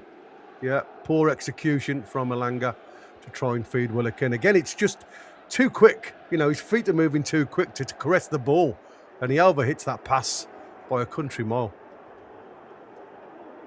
It's just awful. Awful play. Willock's looking for the ball at his feet, and he just plays a blind ball, doesn't he, again? I've been an advocator for... advocator, I don't think it's that word, but I've been an advocate for Alanga. But, man, he just seems so clueless sometimes when passing the ball or shooting. Man, it's crazy. Again, it's that tactical mentality. He does. When you look at the way Kudus tore us a new one for Spurs down that right-hand side against Lewis Hall, where it's not about pace sometimes, it's about feeling of the ball, where, you've just got the ability to beat a player. Alanga just doesn't seem to have that ability to beat a player, so he relies heavily on pace to do that. And when you're playing against teams that come to St James's Park and 90% of the time just sit deep, you haven't got the space to show your qualities. And what we don't see is we see the poor side of Elanga's game rather than the good side of it. Good clearance there from Tino. Looked like there was an opportunity for Burnley to expose, but luckily for us it was cleared to the halfway line. Ball over the top now for the likes of Foster to get on the end of it. It's headed clear, but again Walker picks up that loose ball into the deep part of the Newcastle half, right in the corner now, being confronted. It's going to be a corner kick. Yeah, because it was Byrne who last touched the ball. Walker did really well there to put his body in between ball and player. And like I say, he's Dan short, Byrne but he's not weak, man. He's strong. Oh yeah, like I say, I'd have him in Newcastle team. I'll tell you now. He'd be a great backer. How to play. Yeah, absolutely. He'd be a great backer, and he would come to Newcastle. You better believe that. And like I said, sometimes you have to question when these players are available, why you don't come knocking on the door and just get a season out of them, just to get us higher up that league. Be a backup. I mean, absolutely. right now, towards the end of you. Oh my goodness! Oh Jesus! That was lucky for Newcastle then. I think that was a cook-up by Ramsdale now. Yeah, and I do. It looks the ball comes into the 6-yard box. I don't think Ramsdale gets much on that at all. I'm going to have a look at this again. He wasn't even ready, I don't think. I don't even think he was ready, mate. No, he looked. Yeah, it was Ramsdale being competed by Esteve. The ball touches the bar and then falls back towards Ekdal, which is the other centre half for Burnley. And luckily, he can't direct it towards goal. It goes wide of the post. Again, Newcastle look really uncomfortable under the pressure from Burnley at the moment. To be fair, that number 5 shouldn't have been alone there against the goalkeeper, so I don't know. We weren't ready for it. Nobody was. That's what I'm saying. Are we, we were saying Ramsdale. I said there was no cover for Ramsdale. It was Ramsdale versus their centre half. So that's got to be looked at. Tino now plays the ball inside. Willock. Everybody coming at me now. That's exactly where we were negative. Well, we're making this a lot of work, man. To be honest, I don't know. Oh, fucking hell. Anthony Gordon, Jesus. Anthony Gordon sees the run of Ramsey, and again, it's a half-hearted run. All he's doing is taking a play. He doesn't want the ball, but it was a punch. I'm just looking at the replay again on my screen. It was a punch that goes the wrong way under pressure from Burnley, from Ramsdale, and again, luckily for him, it drops on against the bar rather than under the bar, because I think that would have been a goal. Again, dodgy moments for Newcastle. This Dubravka with a goal kick. Again, goes long. Kept in play by Burnley. Esteve goes and heads the ball. Again, it's just trying to pick that second ball up, and it's falling to a claret shirt nearly all the time on these 50-50s. But Newcastle do get the ball back with Dan Burn now. Malik Chow. Not looking comfortable at the minute, Newcastle, I must admit. Shaw. No press from Burnley at all. It literally is just allowing Newcastle to have the ball in their own half, and Burnley are happy for them to do that. They're not putting any press on that ball whatsoever. Shaw goes through the lines, plays the ball up to Anthony Gordon, who's come inside. Anthony Gordon now has got Elanga on the outside. Elanga does an overstep, gets down the line, but again, it's not a cross of any quality. It comes back to Elanga, though. Ball inside to Tino. Sure. Tino gives it to Bruno, who has a shot at goal, but again... Man. Dubravka was like moving like a fish, man. Hey, to be honest, that was a good save because he was blocked. It was a good save. Yeah, I was going to say he was blindsided there, wasn't he? And like I say, it was a better save than I thought it was. To be fair, when I first saw it, Dubravka getting blocked there by Gordon, who does well to get a foot on that. But again, Bruno loses out in the middle of the park to Ugo. Down the line now, he sees... no pace to give back. Now Brozier now with the ball down this right-hand side. Brozier up against Dan Burn, goes into the box, feeds the ball in, but it's too close to Ramsdale, who gathers that one comfortably. Again, this is where we have to be careful, because like I say, there's opportunities here for Burnley to expose. Again, Burnley got the ball back deep into the Newcastle half. Larson now on that left-hand side of the box plays the ball into the back stick, but nobody is there in a claret shirt. And again, Anthony Gordon has to deal with it, and it's another corner for Burnley. Are Burnley away from home here or what? I mean, because good blimey, they're playing much better away from home than they are at home. Man, Livermento's not exactly lighting it up this first half. Yeah, and he's going to get into the Man City side easy, according to everybody. Good luck on that one, guys, if you're watching it. That's one thing we agree on for a long time now, that, he's inconsistent. He's not the player that, he's inconsistent, man. Defensively, I mean, Kyle Walker, for example. Kyle Walker became one of the greatest right backs, I would say, in English football. One of the greatest, not saying the greatest. And because he kept going forward for that great Man City team, but he knew how to defend, bro. It's not a, you don't have to be the greatest defender either, but you need to be able to be consistent. And Livramento, unfortunately, has lapses in defense, deficiencies. Yeah, exactly. Yeah. Great going forward, but not the right back for me. Like I say, not when it comes to defensive qualities. And like I said, he's still young. He's still got a lot to develop. Again, be careful with this. He falls into the centre, but this time it's just up in the air from Anthony Gordon, not cleared with any depth. Again, Louise picks that ball up, and Ramsdale just heads it down to Tino. Corner just previously there, just while we're in the defensive zone for Newcastle. Ramsdale again has to come out and just tip that one. Oh, that's another poor ball there from Malik Chow, but we've managed to get hold of it. Now we've got a bit of space to run into. Willock on this left-hand side plays the ball up to Anthony Gordon. Anthony Gordon now looking to get inside, drops his shoulder.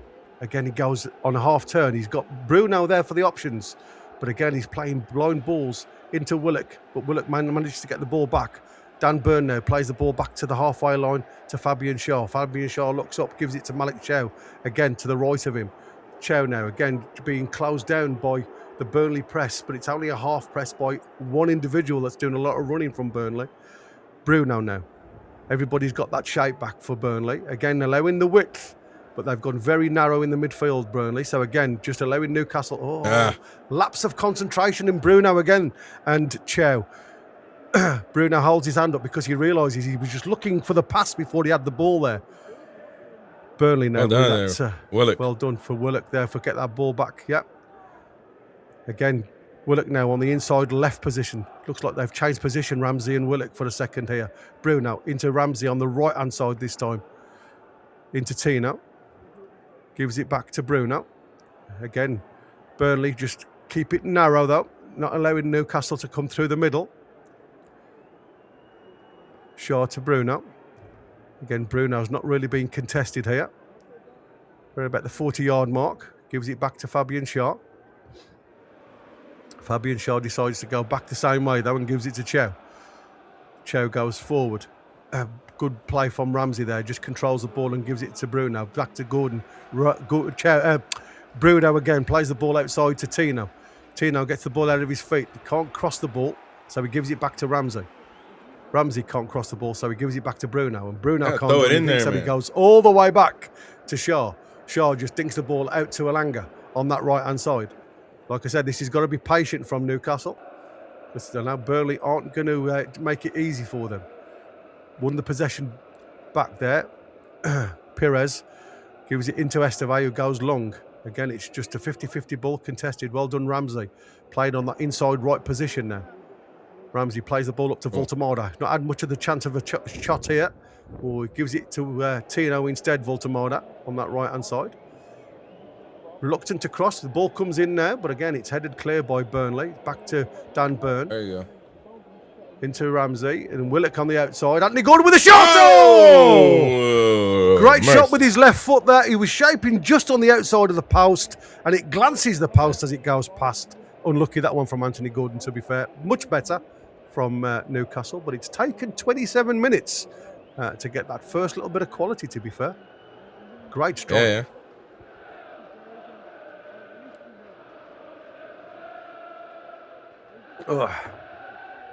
Yeah, it's like I said, we've been reliant on Ramsdale on set pieces to get something on the ball, because all of the players are just allowing the Burnley to muscle him. If I'm honest with you, it's a real strange set piece defensive setup from what I'm watching at the minute.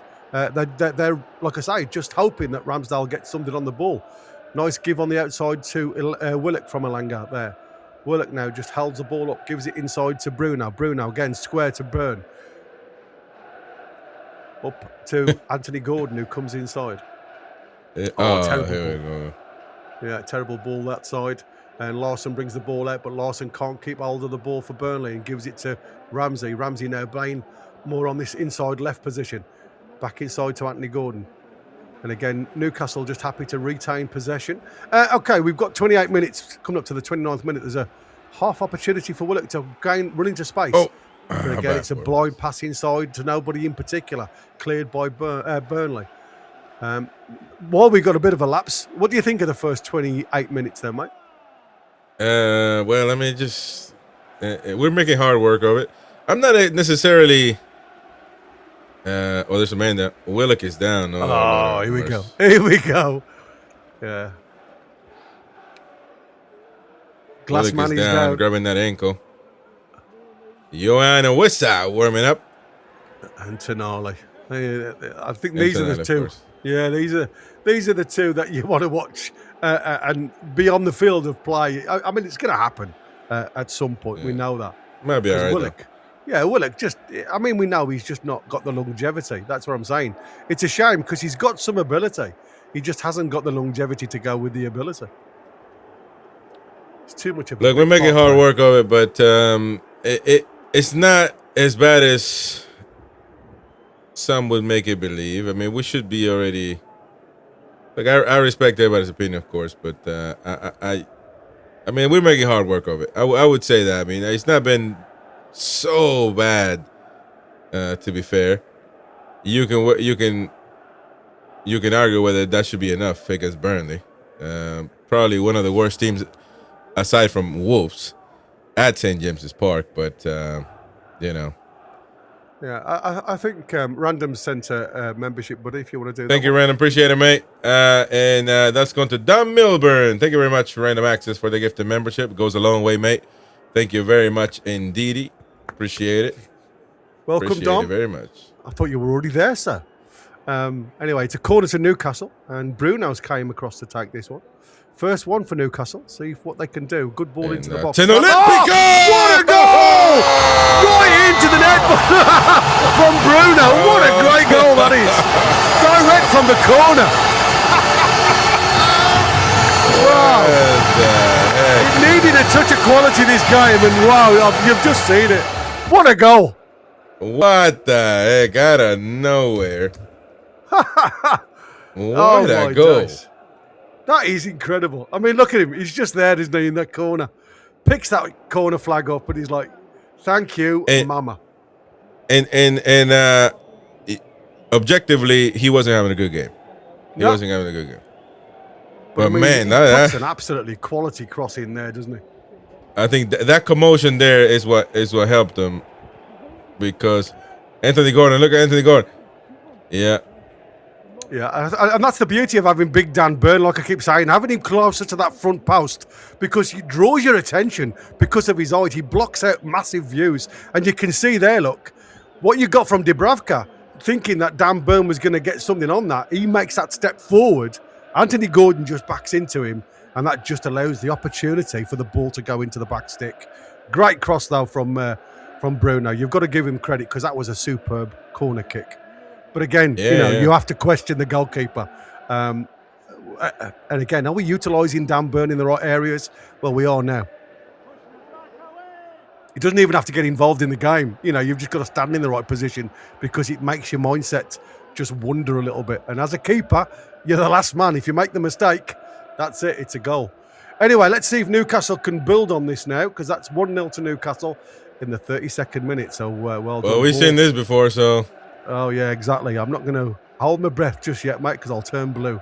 Anthony Gordon now got a chance to give Gordon. Oh, get it! Oh! Half a decent cross, to be fair. Yeah, half a decent cross, but not close enough to anybody. Yeah, throw yourself in there, man.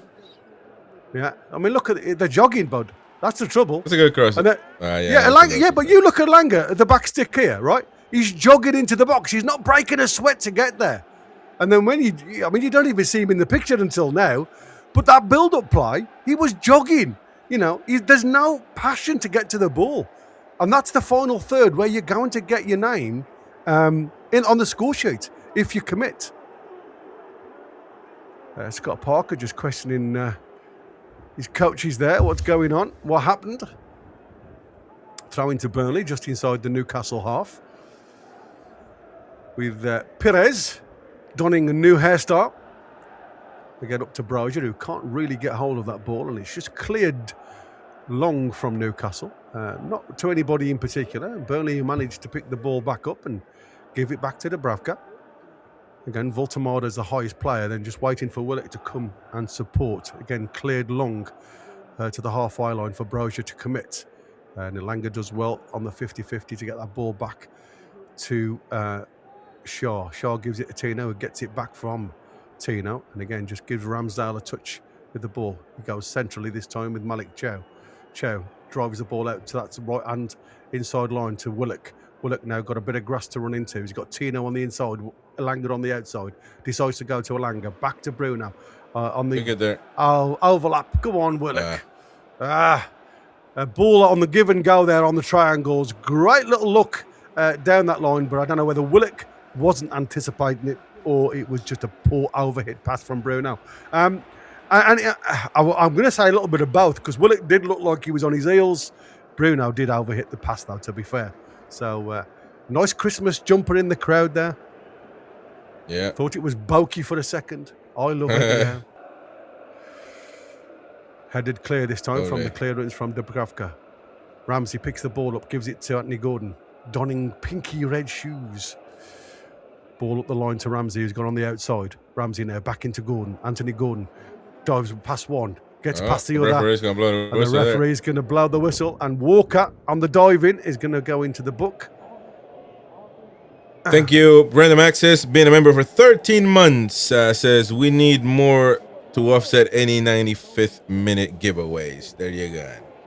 Yeah, I totally agree with that one, dude. But that was pretty criminal, wasn't it, from Walker, to be fair, on Anthony Gordon. He was nowhere near the ball and cut straight through. So it's a decent position, this, for Newcastle. And again, Bruno looking at that back stick over the ball on the tight angle here, just in line with the 18-yard box, but right on the corner of the left-hand side. So again, ideal for a right footer just to get one floating in towards the big Dan 6'6" of Voltemade and Dan Burn. Oh, he tries to go and near post, but it's nowhere near goal. You cheeky monkey. Bruno holds his hand up because he's dropped a clanger there, to be fair. Yeah. A lot of fortune. Look at the back stick. Yeah, I'm going to say. A lot of fortune in that first goal, by the way. I mean, Bruno's got quality, nice, but come on. You're not going to score that in this whole year, I tell you. Yeah, they're percentage ones. Good ball, this down the right-hand side for Kyle Foster. But there's the ball inside, and it's deflected from Larson out for a corner kick to Burnley. They were dominating the corner kicks. Is it deflected or was it just a poor shot? Oh, it was deflected. It was deflected, yeah, it's a corner. Yeah. Loving the commentary, guys. It's Rob Firth. Thank you, mate. Appreciate it very much indeed. Cheers, Rob. So Perez comes across with, again, to take this there. Left back comes across with his left foot to try and get it under the bar of Ramsdale. Putting a lot of pressure again. Nobody on Ramsdale. And again, it's headed over the bar this time from Dan Burn. Ramsdale's having a question with the referee because he's saying, I'm getting impeded all the time. But we haven't got a Newcastle player anywhere near them. That is awful. Poor in the air from Ramsdale once again. He's falling before even the ball got there. He's flapping, man. He's not looking sure in these corners, and we got to call it for what it is. Yeah, putting a lot of pressure on him. Go short this time. Ball comes back to the edge of the box I don't know who that is. Beg your pardon. I think that is Larson. Plays the ball into Ugu, who gets challenged there. And again, Elanga comes. Oh, sorry, it was Willock comes out, and Cole Walker's that last man for Burnley. Again, this is what I said. Sometimes you don't always have to be the tallest player. If you're the quickest, be that last player. Do you want to do this one that's coming from Wissa? Yeah, Warren, thank you very much, man, for the super chat. Speaking of cleaners, where's my mate Boki Buttons? Boki's in the stadium at the moment. He's having a good old time watching the game. So there you go, man. Appreciate it, Warren. Appreciate it. Yeah. Boki saying, I've got the height. I've got the height. I want to be left back. Boki's our lucky talisman. Hey, man, that man's got the same hat I got. On the side, on the corner there. 8th corner for Burnley this time. Again, it's a poor one. Goes to the back stick. And again, Newcastle just allow that ball to go out towards Estevez. He swings it back into the box. It's just more of a floated. Yeah. And again, Tino is able, because there's no pressure on him, just to clear his lines. And it's all the way back into the Burnley half with Dubravka. Walker.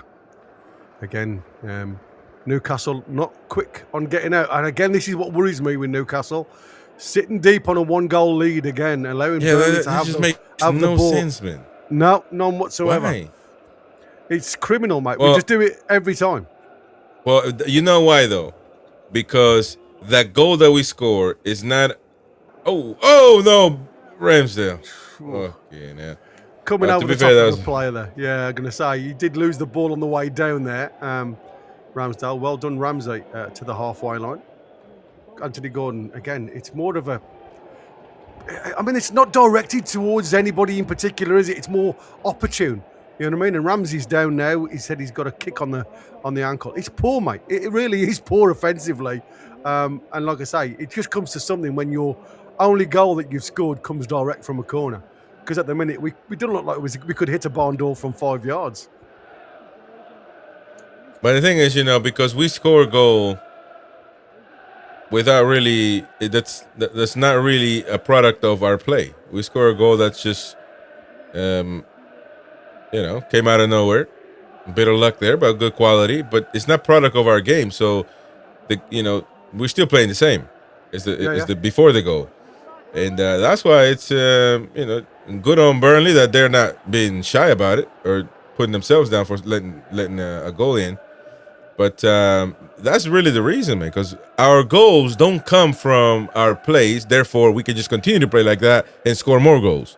You know, so that's the way I look at it. I don't know. But, yeah, we're sitting back, and it just doesn't make no sense. No. Long ball into the box from Burnley there, and it's headed clear. Voltemade now has got the option to give Gordon a chance to run at this back line. Again, there's Gordon plays a ball into the box. Go on, Elanga! Oh, wait, don't let it run across you, buddy. Elanga gets onto his left foot, and it's headed away. He had an opportunity on the 6-yard box. All you have to do is shoot. Shoot, man. The same thing with Anthony Gordon against Marseille. Yeah.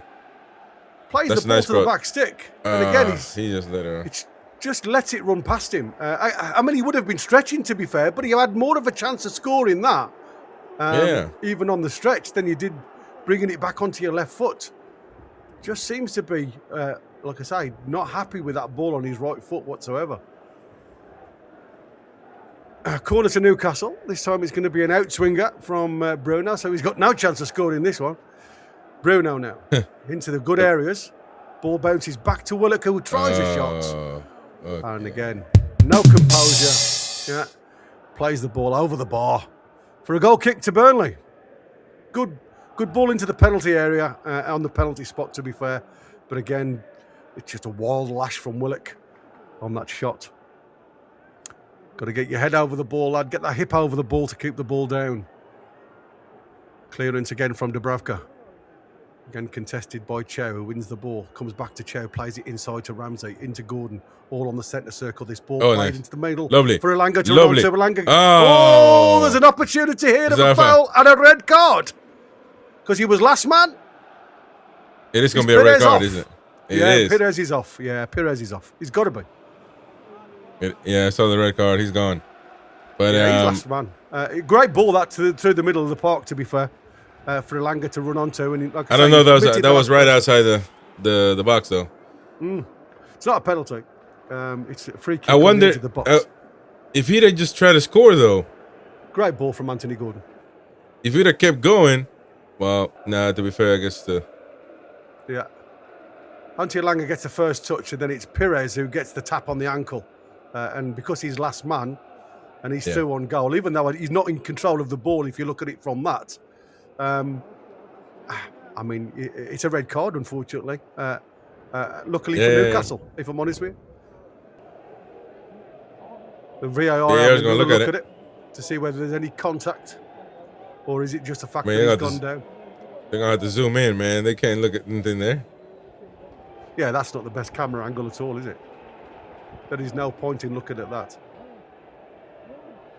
I refuse to believe that Elanga would go to the ground if he didn't feel contact. Well, me too. That's what I said. If there's no contact on him, he's got a chance of scoring, and that's what he needs, the lad. But it wouldn't be the first time there are some players that are scared to score, so they just go down. But I mean, I think it's going to be a red card anyway, so he's gone. Perez is off. He's gone. So there's going to be a shift in formation here. Probably bringing Cullen or Larson off, I would have thought, in midfield. Bringing a defender on, more akin to that position.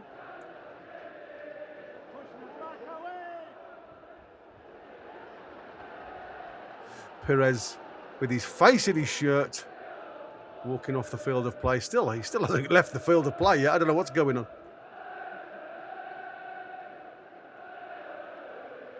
But I mean, that's what again, it's committing bodies, and Elanga did well, but a great ball from Anthony Gordon, to be fair, from the centre circle, direct through the middle. It cut all the passing lines wide open. It was beautiful.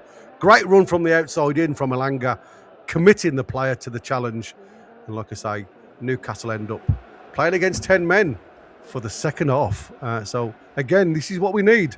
But it's no gimme 10 players. So like I say, they've still got to make the effort.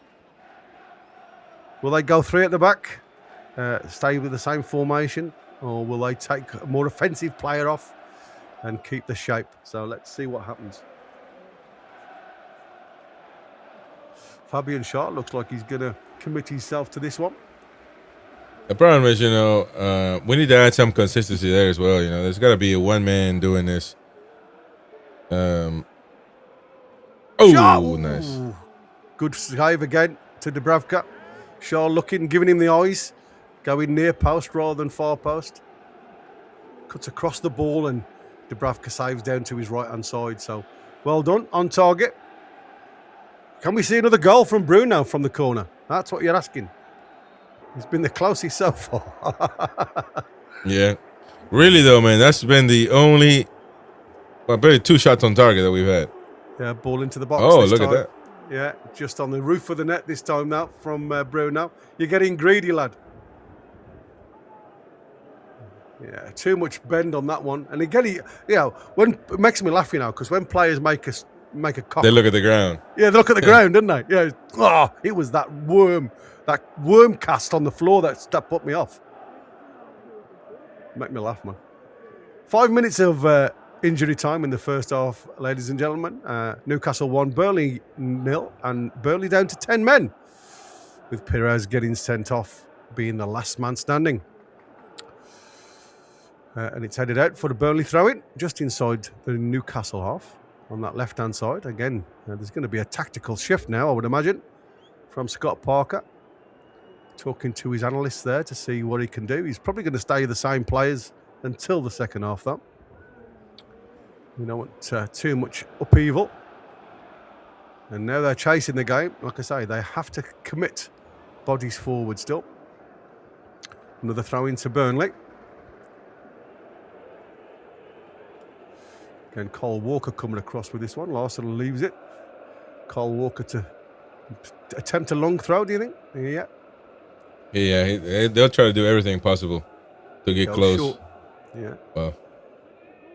Ball into the back stick now, and it's... again, it's allowed to fall in between Brozier and Ramsdale, and it goes out for a goal kick to Newcastle. Aiming towards Esteve or Ekdal, their centre halves in that box. It was good running from Ekdal, to be fair.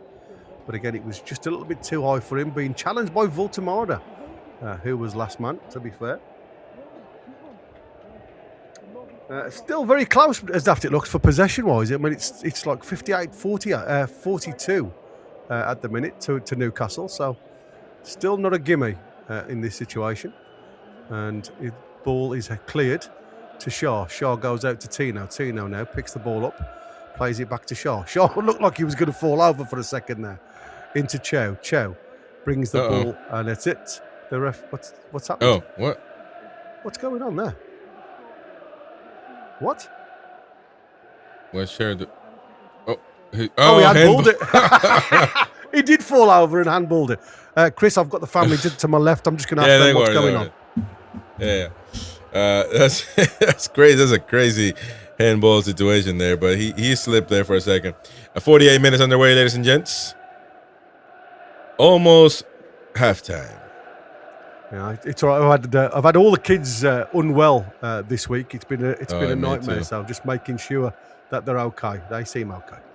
And I had a dodgy KFC last night, and trust me, I wasn't well. It was awful in the night.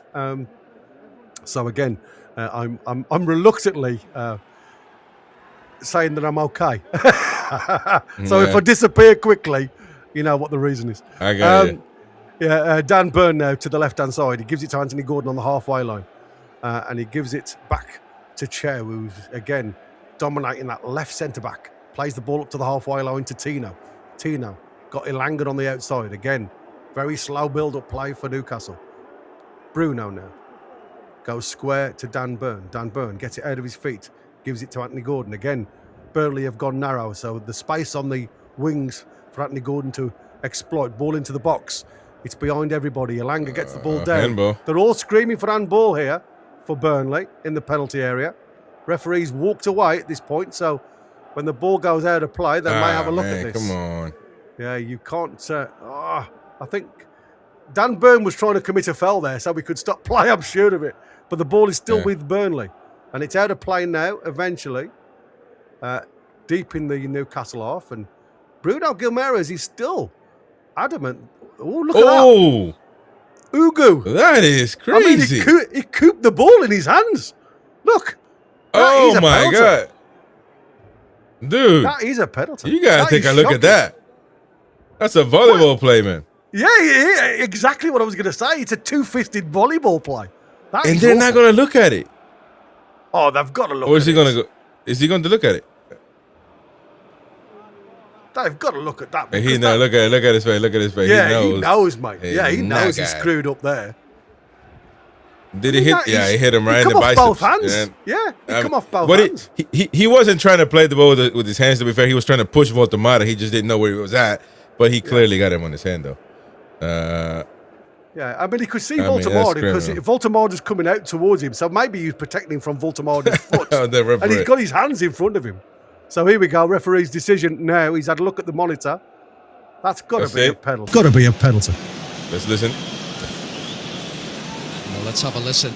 After review, Burnley number 8 handles the ball. His arms are in the Penalty for the Toon, ladies and gents. Bro, it hit your hands, man. I don't understand this argument. No.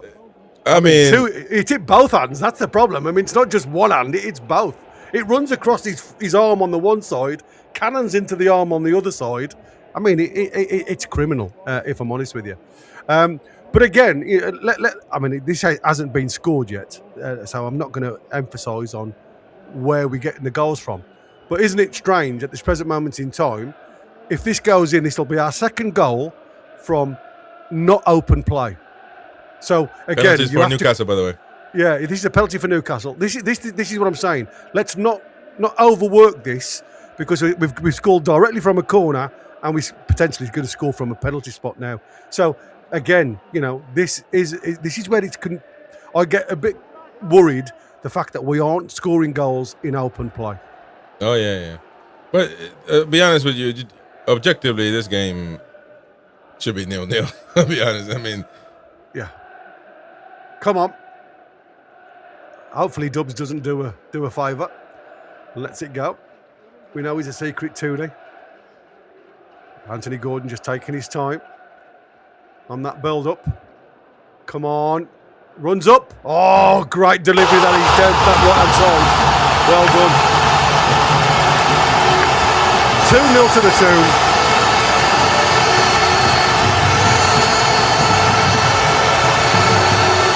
Drum roll, please. Yes. Executed well. Oh, yeah, fantastic penalty, to be fair. Fantastic penalty. But again, you know, like I say, we win in 2-0, but the football hasn't been fantastic, Chris. No. I mean, you know, listen, happy about the win, and we're going to win this game, obviously. Happy with them scoring goals. Yeah, I mean, you can't be happy about the way we're playing. We're going to get the 3 points. That's fine. That's perfect. But, you know, we got to better this, man. We got to be better because we got tougher games where you actually need to get points. And making hard work of it. Not sure why, but we're making hard work of it.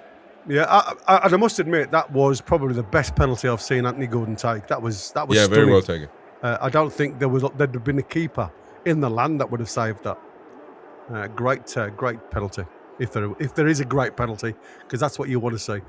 Yeah, we come to the end of the first half, ladies and gentlemen.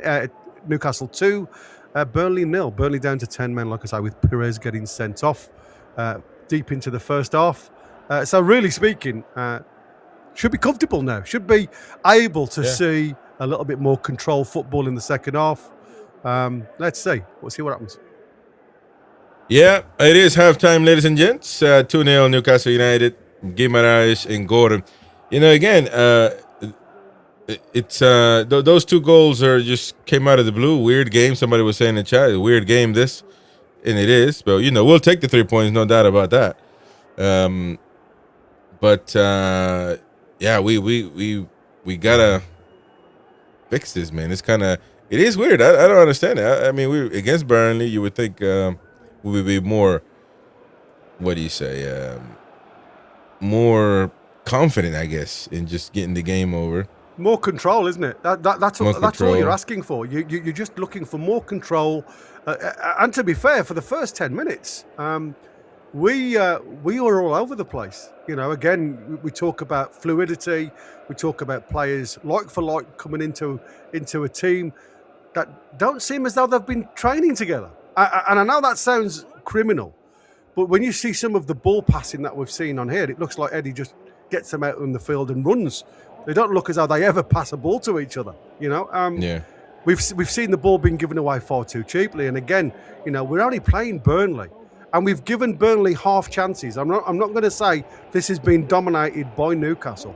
Burnley have had glimpses. And like I said, Ramsdale hasn't looked too clever in between our sticks.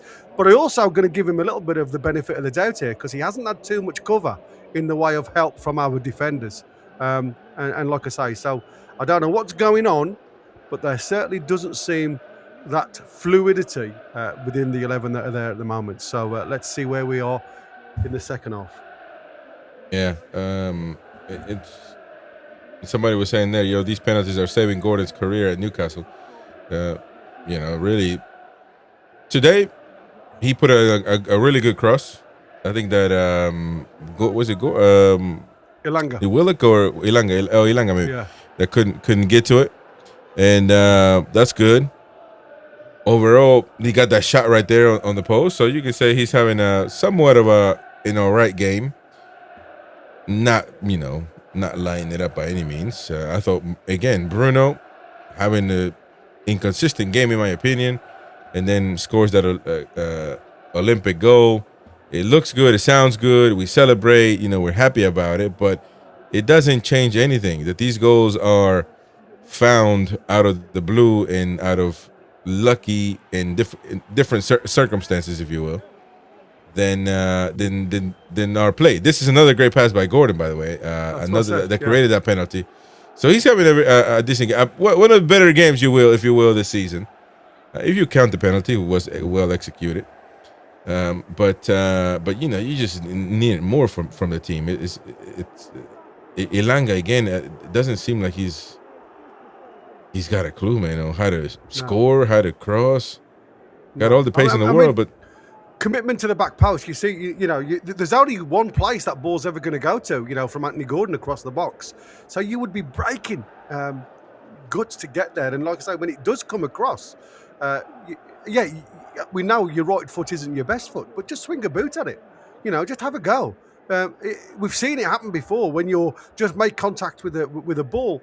It may not have to be the cleanest strike at goal, but it wrong foot to the keeper if it goes the opposite way to him because all your weight's on the left-hand side. So I am void of ideas, and for me there was an element in that game where the ball hadn't been delivered, and yet the commitment to get to that back post was jogging.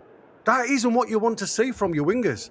You want to see that bite, that desire, if you like, to get in an opportunity, in a position to get on the end of the half chance, because that's how games are won these days. It's half chances. Can you put away those half chances if they fall to you? And at the minute, like I say, Ilanga looks void of any ideas of how to play football at this level. Yeah, he's not finishing the opportunities. I mean, at that pace, of course, that does help in a lot of ways, but sometimes it's just not enough. But we're there. Again, it was never a doubt that we're going to win this game. Never a doubt. Now we definitely make it harder for ourselves. It'd be nice to see some level of play, some football being played properly in just score, man. But it's I do agree at some point. You've got to. It's one thing that you can do as a manager is help your players in confidence. And one of the few decisions you can do that with on the pitch, aside from putting them on the pitch, obviously, is when penalties come. I think that Voltemara needs more confidence than Gordon does. I think he's going to be more important than Gordon is, and I think that at some point you're going to have to start. First of all, you don't feed him the ball enough for him to score goals. He only got fed once. It was a lot of traffic in that shot. He should be taking some of these penalties, and to build his confidence and to I look at it that way, anyways. I mean, I've seen it many times before, and I think that just doing it, Gordon taking these penalties, you got to worry about your striker. The striker scoring, is much more important than Gordon, in my opinion, as far as scoring is concerned. But that's one way of looking at it. I'm not sure that's the right way or everybody's way to doing it, but it's been ugly. Says Brent, has been ugly. Walter needs to be taking penalty kicks. Gordon isn't a regular starter. Why is he taking all the penalties? It's BS. I agree with that.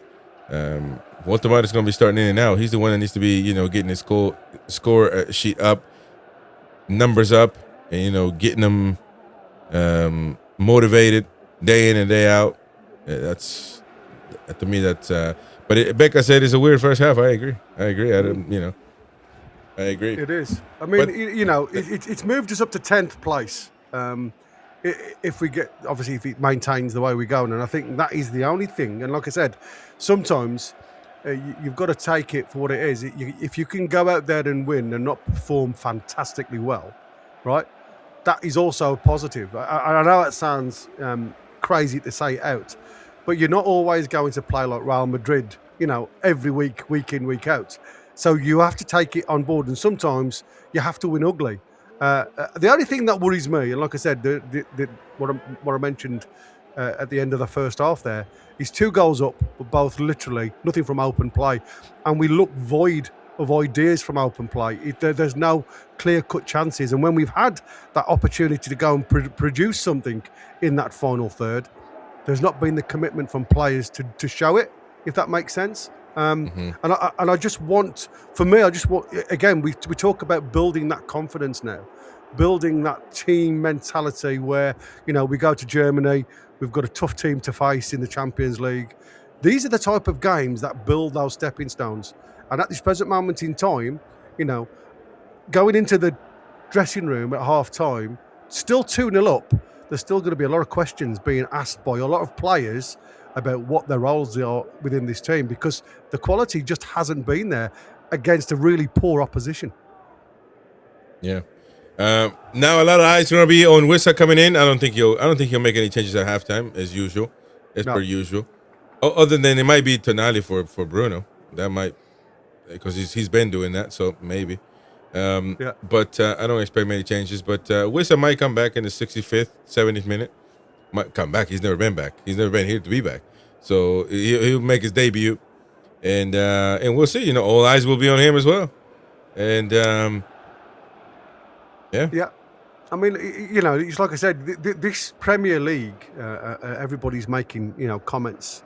This Premier League, you can be in the top 3 one week, and out of the top 10 the next. That's how close this league is. So you can't take anything for granted as we speak now. I mean, I know Mighty Win still thinks we're better off this year than we were next year by 2 points. But again, I go back to the 11 points dropped, and I think these are the areas that, like I said, we are still vulnerable. Like I said, just look at that first half.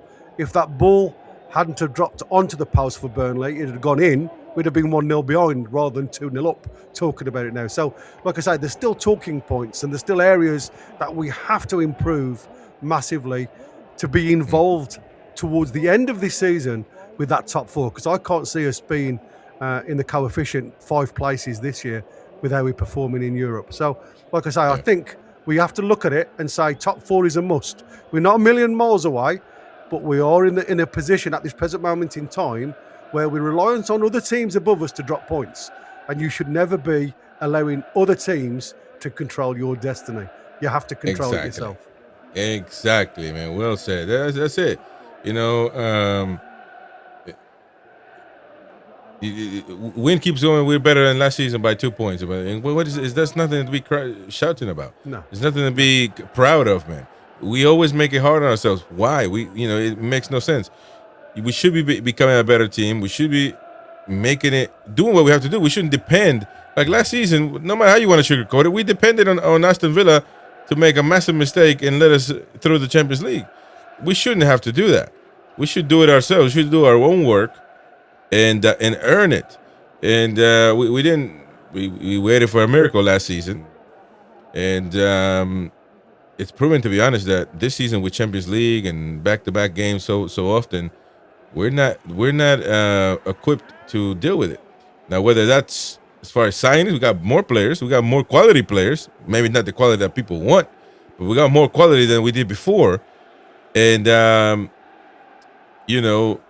who else is why are we not equipped to play these games back to back in Europe?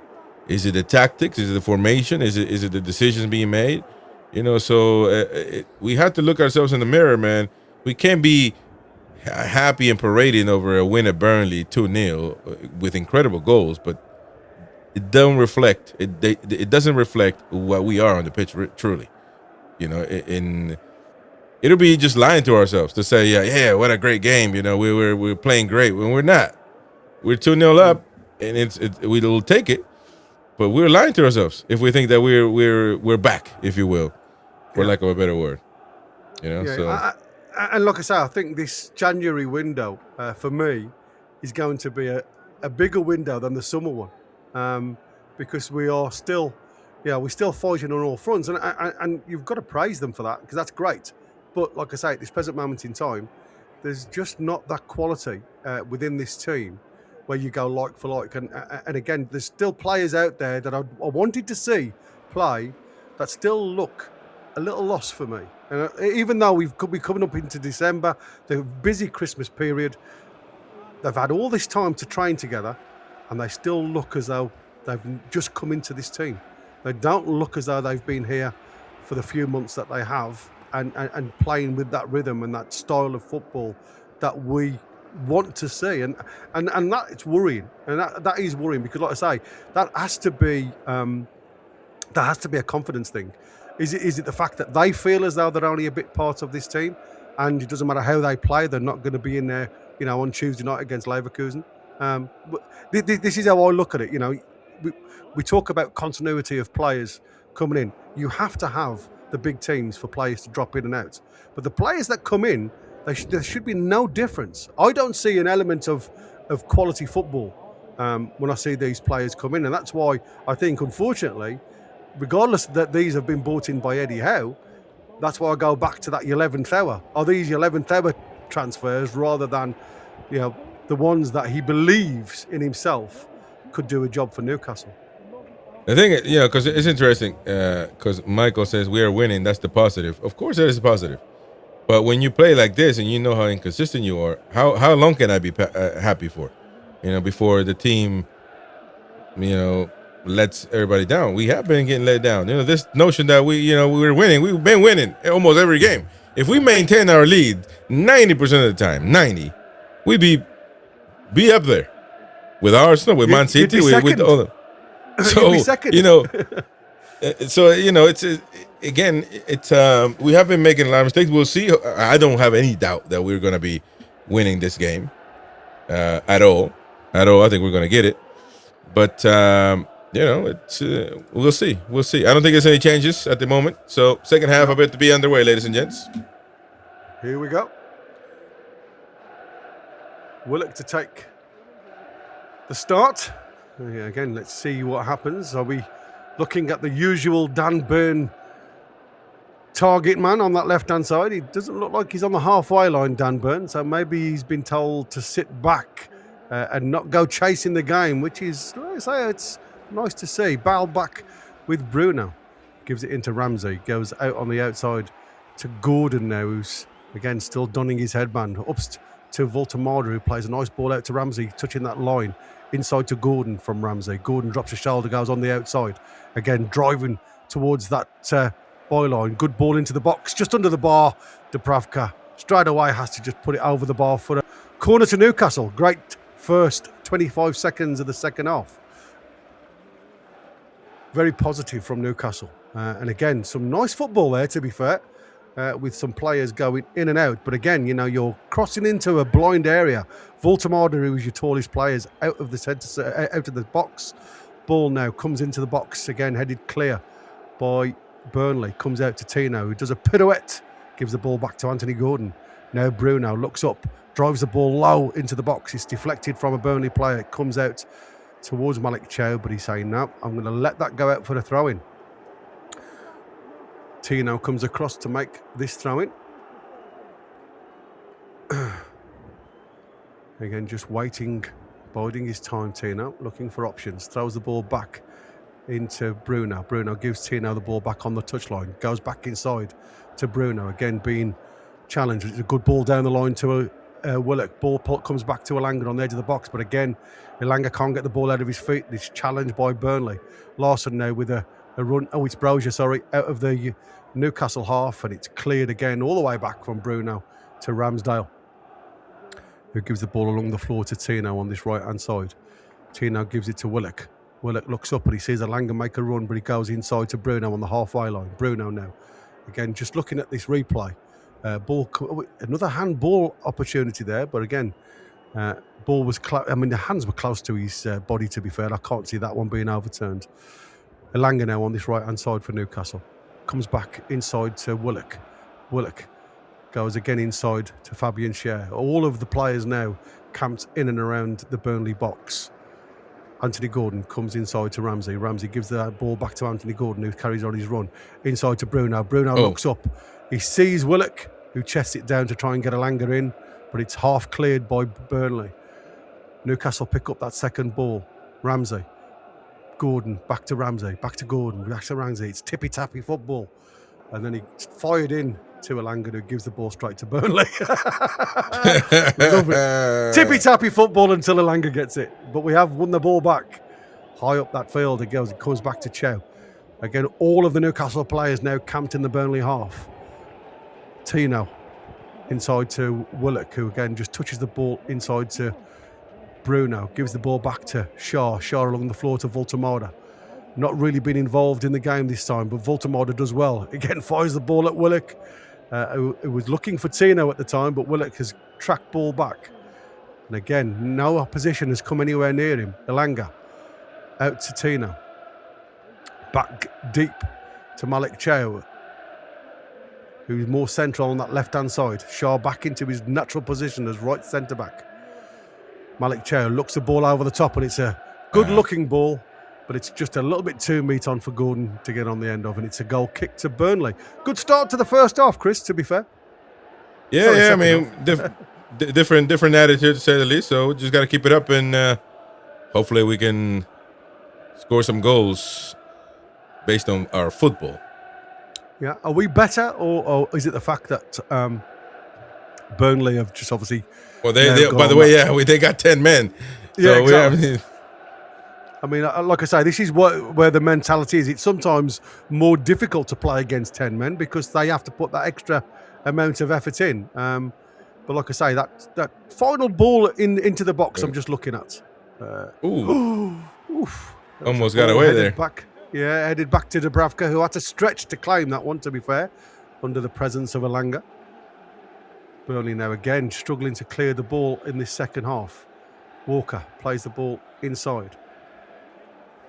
And again, just trying to take their time, Burnley, out to this left-hand side. It looks like Larson now is sitting more into that deeper role in this second half rather than attacking that left space. Ugo in the middle of the park for Burnley. And again, just unable to... Well, the referee has stopped the game because I think that was a handball there against Newcastle. And the referee has given a free kick to Burnley against Ramsey. Again, hopeful ball across field, but again, Dan Burn is easy to have that one. But the ball's given back deep. Oh, and that's terrible from Dan Burn because he's given the ball straight back to Burnley. Burnley now with an opportunity to shoot. Ooh, what are you doing, Dan? Come on, man. Cullen now picking that ball up. I mean, Dan Burn sees Malik Chow in front of him, but it's nowhere near Malik Chow, and it's given to Ugo, who plays the ball square at the edge of the box in the D. To Cullen to run onto. He has a shot, but again, it's not a quality shot, and Ramsdale manages to get two hands behind it. But again, it's an open opportunity to Burnley that was gifted by our own poor performance, and that's something that we've got to be better at. Again, Louis trying to do some clever work there for Burnley, but again, Newcastle out-muscle that one from Burnley and get it back with Malik Chow now heading towards that centre circle, gives the ball out to the left-hand side to Anthony Gordon, who opens the afterburners against Walker, and he leaves the ball behind. And Walker wins the ball back. Yeah. I thought he'd beaten him then for a second, Anthony Gordon. But Walker manages to use his experience. And again, Tino and Dan Burn getting into each other's way. But Tino does get back with the ball. But again, it's too easy for the Burnley player to get it back. It's just gifted it back, and now it's a free kick. And that's going to be a yellow card, I think, to Tino. Yeah, there you go. Again, he just looks a little bit lost for me, Tino, today. He runs from right centre to left hand side. He plays the ball. It ricochets off Dan Burn because of how close they were. He picks up the ball. He's got plenty of space on that left hand side just to pass the ball backwards, and he doesn't. He hesitates and hesitates. Hugo then just takes the ball off him, and because of then he's got to try and fight to get that ball back. Commits a foul, and it's these little bits, for me that they've got an opportunity now just to throw a ball into the box, and anything can happen. And it's gifting opportunities like this. Referee's coming over to the touchline with a yellow card out. I don't know who he's looking at here. It looks like somebody in Nintendo. Yeah. Is that to Mad Dog? Tinder, yeah. There it is. Mad Dog. Wow. Yeah, he's obviously not happy he's been shouting towards the fourth official there. I don't know. Anyway, this is this opportunity for Burnley now. Who gets the ball into the edge of the box. It's now.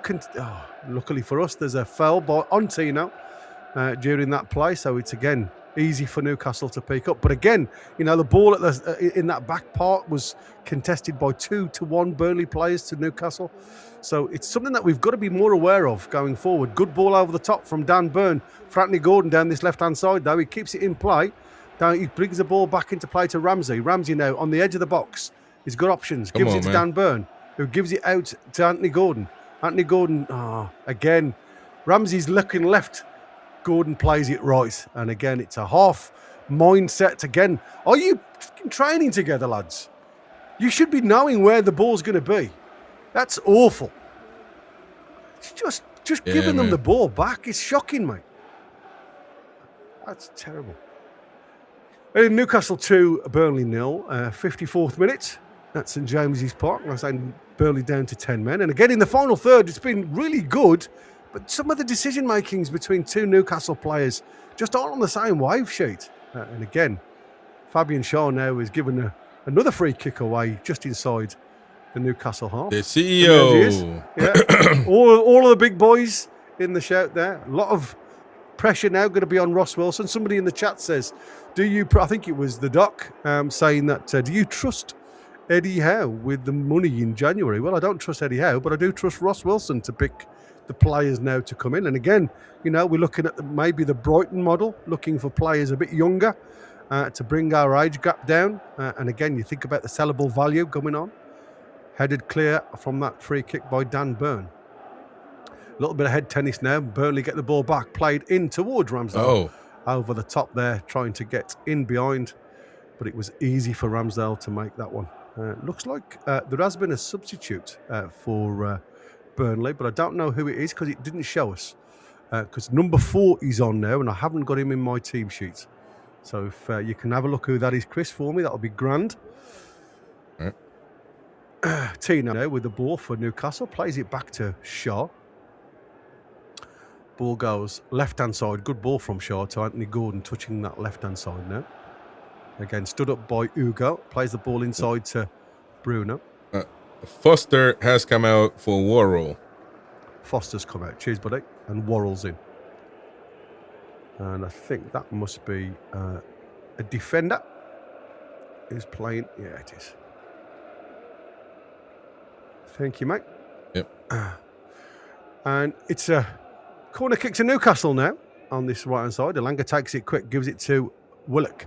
Willock plays it centrally just on the 30-yard mark. Back to Willock, who plays it back to Bruno. Fires it in first time, but it's an overhit cross. Again, it's a poor delivery, this time from Bruno. Out of play, straight for a goal kick to Burnley. And that's what I'm saying, as much as we get the ball in good positions, sometimes that final third ball, the quality, and again, there's no pressure on these players anymore. You've got that goal up now. You know, you can always excuse it being still 1-0, but you're playing against 10 men. There's no pressure on you. You're 2 goals up, and you're playing balls like that. It's awful. 10 men, 2 goals up. I mean, Tino again giving the ball away back to Burnley, trying to get Ilanga in. Cullen just plays the ball back to Dubravka. Dubravka takes a punt downfield looking for Brozier, but again the ball is over the top of Brozier, and Tino's got the opportunity, which he does, to throw it back to Ramsdale. A little bit of a light knock on Tino there, and Tino's gone down in a heap just off the field of play, so the referee doesn't have to stop this unless he's given a free kick. Yeah, it's a push right there. Yeah, it's just a little bit late on the side of the shin there from Brozier on Tino. And like I say, he's off the field of play, so I don't know what the referee is given here, because he doesn't have to stop play. I think this is what throws people. It's inconsistency, isn't it, with officials? Because, like I say, I've seen players try to get back on the field of play, don't get me wrong, to try and stop the play. But because he rolled off the field of play there, like I say, the referee must have given Tino the... yeah, he has. He's given Tino the free kick. It's all right. There was a close-up. I didn't see what was happening beyond the picture of Tino. Chow now gives the ball to Dan Burn, who again is not gallivanting forward very often this second half, which is grateful. Oh, Willock again. Just playing a simple square ball, and it's gone out for a throw-in to Burnley on the halfway line. It is, honest to God, this is so bad. Anybody tells me that this is okay, I'm sorry. You're obviously watching different football to me, because I want to see quality. From 5 yards, you know, I want to see to feet, not into a no-man zone. It's shocking. Ball thrown down the wing to Burnley.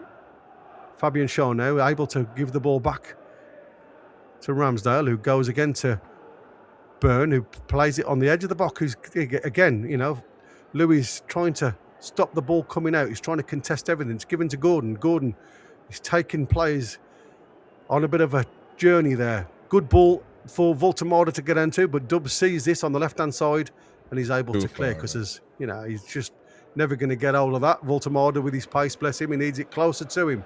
And again, we've not really had bodies close to Voltemada to get the best out of Voltemada today. No. Again, that's more of a, you know, let's see what happens by kicking that into the corner from Dan Burn. Voltemada's looking a little bit lost at the minute, I must admit, up top for Newcastle. He's by himself. He ain't got. He's just nothing given to him, nothing created for him. No. Not really able to get hold of the ball in any way, because, like I say, there's just no quality there. Again, Burnley looking to get into those little channels down the corners there. Tino this time gets the ball up to Voltemada, gets a touch on it. Bruno tries to get Ilanga on the run. This time it's Ramsey. Sorry, I was going to say Ilanga on the run, but it was Ramsey who picks up the half ball. And 2 players then get in each other's way, and the ball falls to Walker on that right-hand side for Burnley. He pulls the ball back again, drops it into the space for a cross into the box. It's a good ball, and again, it's not really conviction from Broda, who just heads the ball down for Ramsdale. Again, ball a little. I'll give him the benefit of the doubt. I think he was in 2 minds there, Brozier. I think he was trying to play in Louis, who was just on the inside of him, and he gets too much of the ball, and it goes too much shape towards the keeper, Ramsdale. Bruno into Willock this time. Willock on the outside to Ilanga. Again, Burnley just going really narrow and allowing the boys... Oh, first touch from Ilanga again. Just allowing Burnley to pick the ball up. I mean, it's just awful. Again, luckily, Burnley can't keep hold of the ball themselves. It's given straight back to Ramsey. Inside to, again, Ilanga, trying to feed Willock, and it goes straight back to Burnley. £55 million, this player. Wow. Bruno. Burn in on the halfway line into Bruno. Again, Bruno looks to go on the right-hand side, but decides to stay with the ball, but he does give it to Tino. Tino out to Ilanga. Again, Newcastle having patience with Ilanga to try and get something off him. It's a good ball into the box this time from Ilanga, but again, it's not many bodies in a black and white shirt to contest it. and the ball is just hoofed clear into the Newcastle half, where there's literally two players. So boring, man. Yeah. It is so boring. I mean, I don't know. Well, we've said all along, man. Where are these players that have got the quality to unlock? And again, it's not as if they're on a low line. I mean, Burnley are pressing a little bit. That's a good ball out to Elanga, whose first touch is out of his feet. Again, he's got the options to get to the byline and drive across into the box. And it's headed clear again. Bruno with a shot. Oh, on the outside of his foot. That's going to be a corner. It's got to be. That was touched over by Dubravka, wasn't it? I don't know. He looked like he got his fingertips to it to me. Might be a better angle, this. Yeah. Yeah, I think he gets his fingers. I think that was dropping underneath the bar, from Bruno's shot from the outside of his foot there. Burn off. Oh, look at Burn. I guarantee you he needs to be put on an IV, man. Yeah. That's how knackered he looks. And Miley's coming on. Miley and Willa coming off as well for Miley. So Hall and Miley, they're both Lewis's. Off. Yeah. I'm glad of that, to be fair, because we are going to get a little bit more now. Jacob Murphy should be coming off for Elanga. To get to see if those crosses work, because Elanga's been got the getting space now. Yeah, exactly. He's got all the space down this right-hand side to have that ball. But like I said, this is why I think it's probably an ideal opportunity for Elanga to get minutes now and to try and get something, because at the minute he's just awful. Ball in from Gordon this time. Oh, what a block there. Yeah, it was blocked on the line. I don't know whether that was from Dubravka, because it was let go at the front post from Ramsey. Yeah, it does. Comes all the way through to Dubravka in goal from that dummy. And again, contested by Malik Chow, but not quite there. Gordon again into the box. Again, headed clear this time by Worrell. Looks like Esteve has come out to this left-hand side, and they're going with a flat four, Burnley.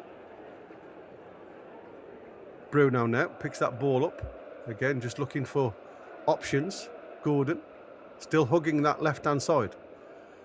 Plays the ball into Ramsey, who's, again, he's been efficient, Ramsey, without doing anything spectacular. Like I say, he's been busy, which is what I like to see. And he's still maintaining, he wants the ball. And again, that's something I want to see. We need more players rather than Tonali and Bruno to want the ball. Gordon now drops his shoulder, plays the ball inside to Ramsey, who's got a chance. Oh, again, where's the quality? Ramsey just leaning back when he took the shot, and it goes over the bar, high and wide. Better build. Looking at the grass too after he shot. And looking at that. That worm cast has done him again.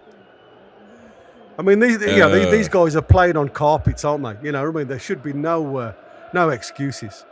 Florentino goes off, and on comes Laurent for Burnley.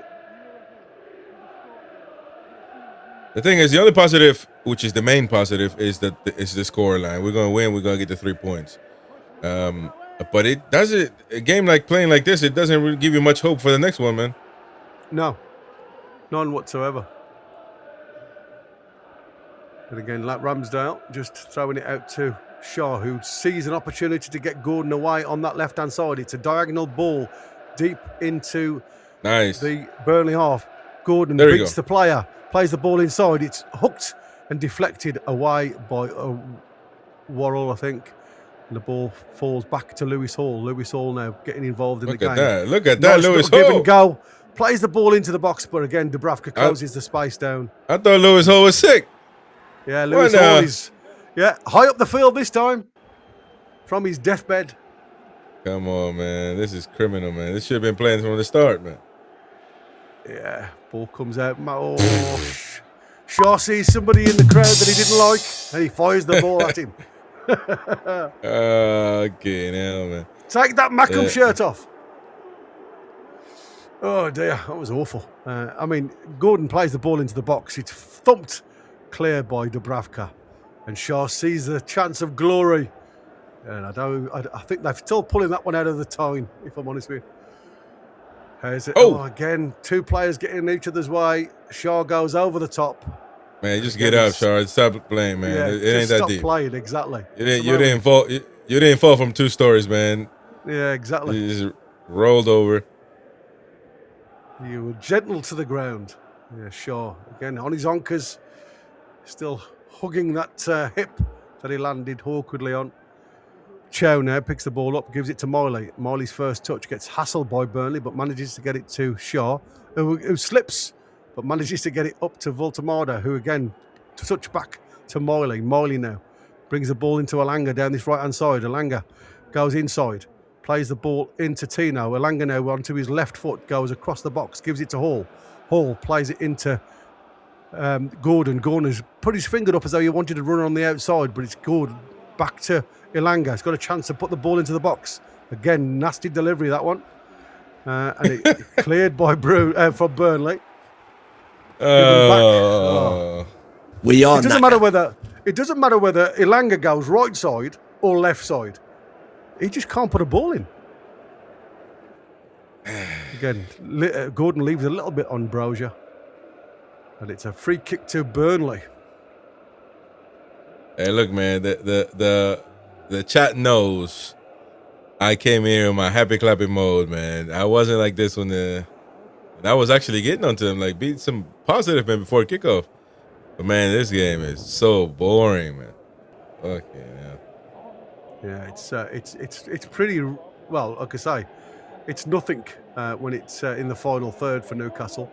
Burnley with 10 men are still trying to get the quality crosses in, and like I say, it's only because they haven't got the bodies that they haven't got the output. Ball down the line again, seeking Elanga from Tino, but it's headed clear this time by Burnley for a throw into Newcastle.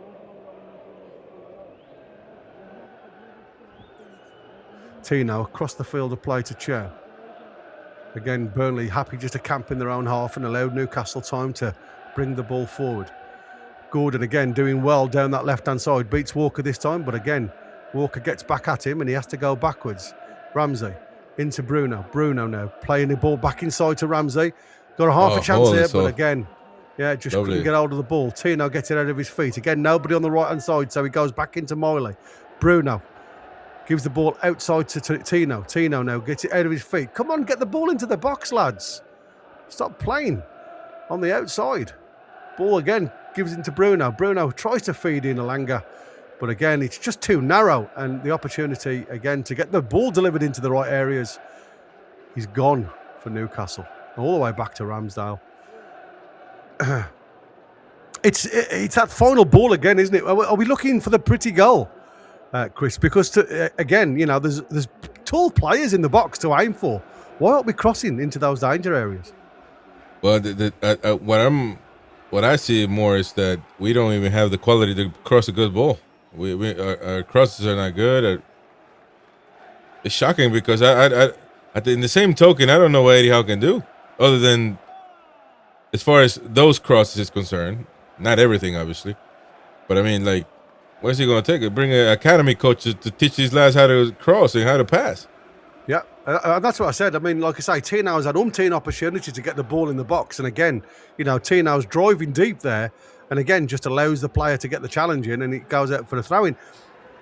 There just doesn't seem to be the attitude to win games from delivering balls into the box. It's like I'm not good at it, so I'm not going to do it. You know what I mean? Rather than just playing the ball into the box and seeing what comes of it. Even if it gets ricocheted, there's an opportunity of getting a goal. And like I say, we just seem completely lack of ideas when it comes from certain players to get the ball into the box. Burnley trying to play themselves out of a deep position, but this time it's out for a throw into Burnley, halfway in their own half on that left-hand side of Newcastle. Right back, Cole Walker to take. There's Wissa. And again, Wissa now clapping the audience because I'm sure it won't be long now before we see both Tonali and Wissa on. The thing is, I'm looking at the scoreboard, and I'm like, why are we so depleted as fans? And because I would question it too. Like, we're winning 2-0, but man, it's a clear reflection of what we don't want to be like this. We don't. No. But it's you can't be happy either. You can't be fake happy, rather. You can't fake excitement or fake, that. I mean, it's just it comes natural, man. Watching this game, I don't think any fan really could watch this and say, "Wow, Newcastle are back now." It's a 10-man Burnley, man. I mean, the only you talk about looking for positives, and I don't think Ramsey's had a bad game in that midfield, and I certainly don't think Anthony Gordon's had a bad game, if I'm honest with you. Because Gordon had a decent game. Yeah, I think he's up against a decent fullback. So he's had that opportunity, and I believe he's taken the opportunity to play, and he's done well. But it's the rest of the team. Down this right-hand side, I mean, you talk from the fullback to the winger to the right-hand midfield, if you like, with Willock. There's just been nothing. There's been no output whatsoever, and I keep saying, we can gloss over the cracks as much as you want. The cracks still show. And today, the left-hand side looks okay. I have no issues. Right-hand side, no quality whatsoever in this team. Again, headed clear that time by Hall with a diagonal ball from Burnley. Anthony Gordon drops deep to pick that ball up. Malik Chow again gives the ball short to Bruno, who plays in Gordon down that right-hand side. Playing left-back now, Gordon. Bruno sees the opportunity to get Tino, who's playing in the 6 now, on this right-hand side to get the ball out to Alanga. Alanga now. Again, lots of space for Newcastle to exploit if they get it. Again, opportunity here for Alanga to get the ball in the box. Decide to go along the floor to Bruno again. Hall outside now to Anthony Gordon. Anthony Gordon gets onto his right foot as a shot. Oh, hit the post. Hit the bar on the way through from Anthony Gordon. Again, gets it onto his right foot, and there's only one place this is going to go, and that's that goal. And it's a good. Again, I don't know whether Dubravka gets a little touch on that to save that ball, because no, I'll give him the benefit of the doubt. It does go off the top of the bar and out for a goal kick. Good chance there from Anthony Gordon. I think that is his final play. Gordon coming off? Yeah. Seems like Gordon coming off. Final play. Shark coming off too? No, he's drinking. Joe Linton coming in. Wissa coming in. Wissa! Wait a minute. Hold up. Am I going to be proven wrong here? Wissa playing wing with Voltamara. Yeah, looks like it.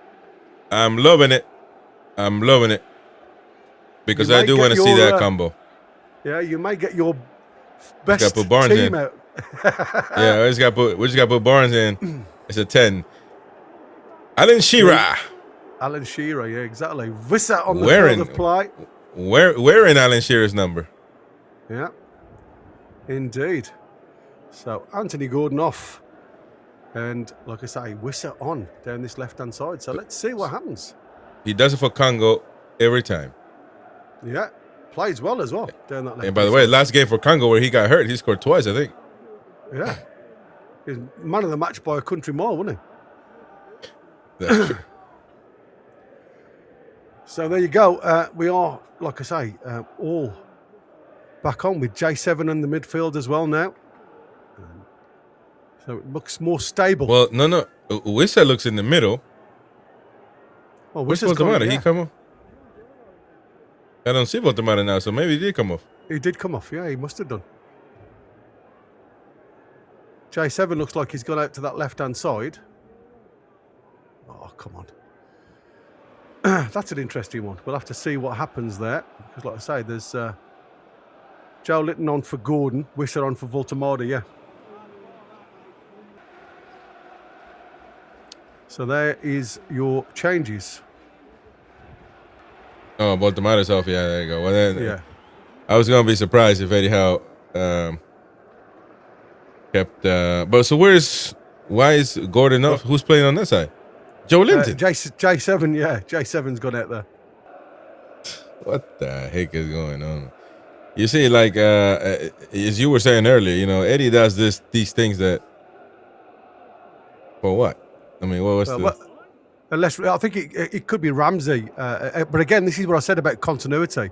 When Ramsey's not really done anything wrong in that left centre midfield, he's been an outlet. He's always wanted the ball, and now all of a sudden, because J7's come onto the field of play, I've got to change where I play. You know what I mean? It just doesn't make sense. Yeah. When you've got if you want to go natural, you've got Harvey Barnes, who's a natural replacement. So keep the shape.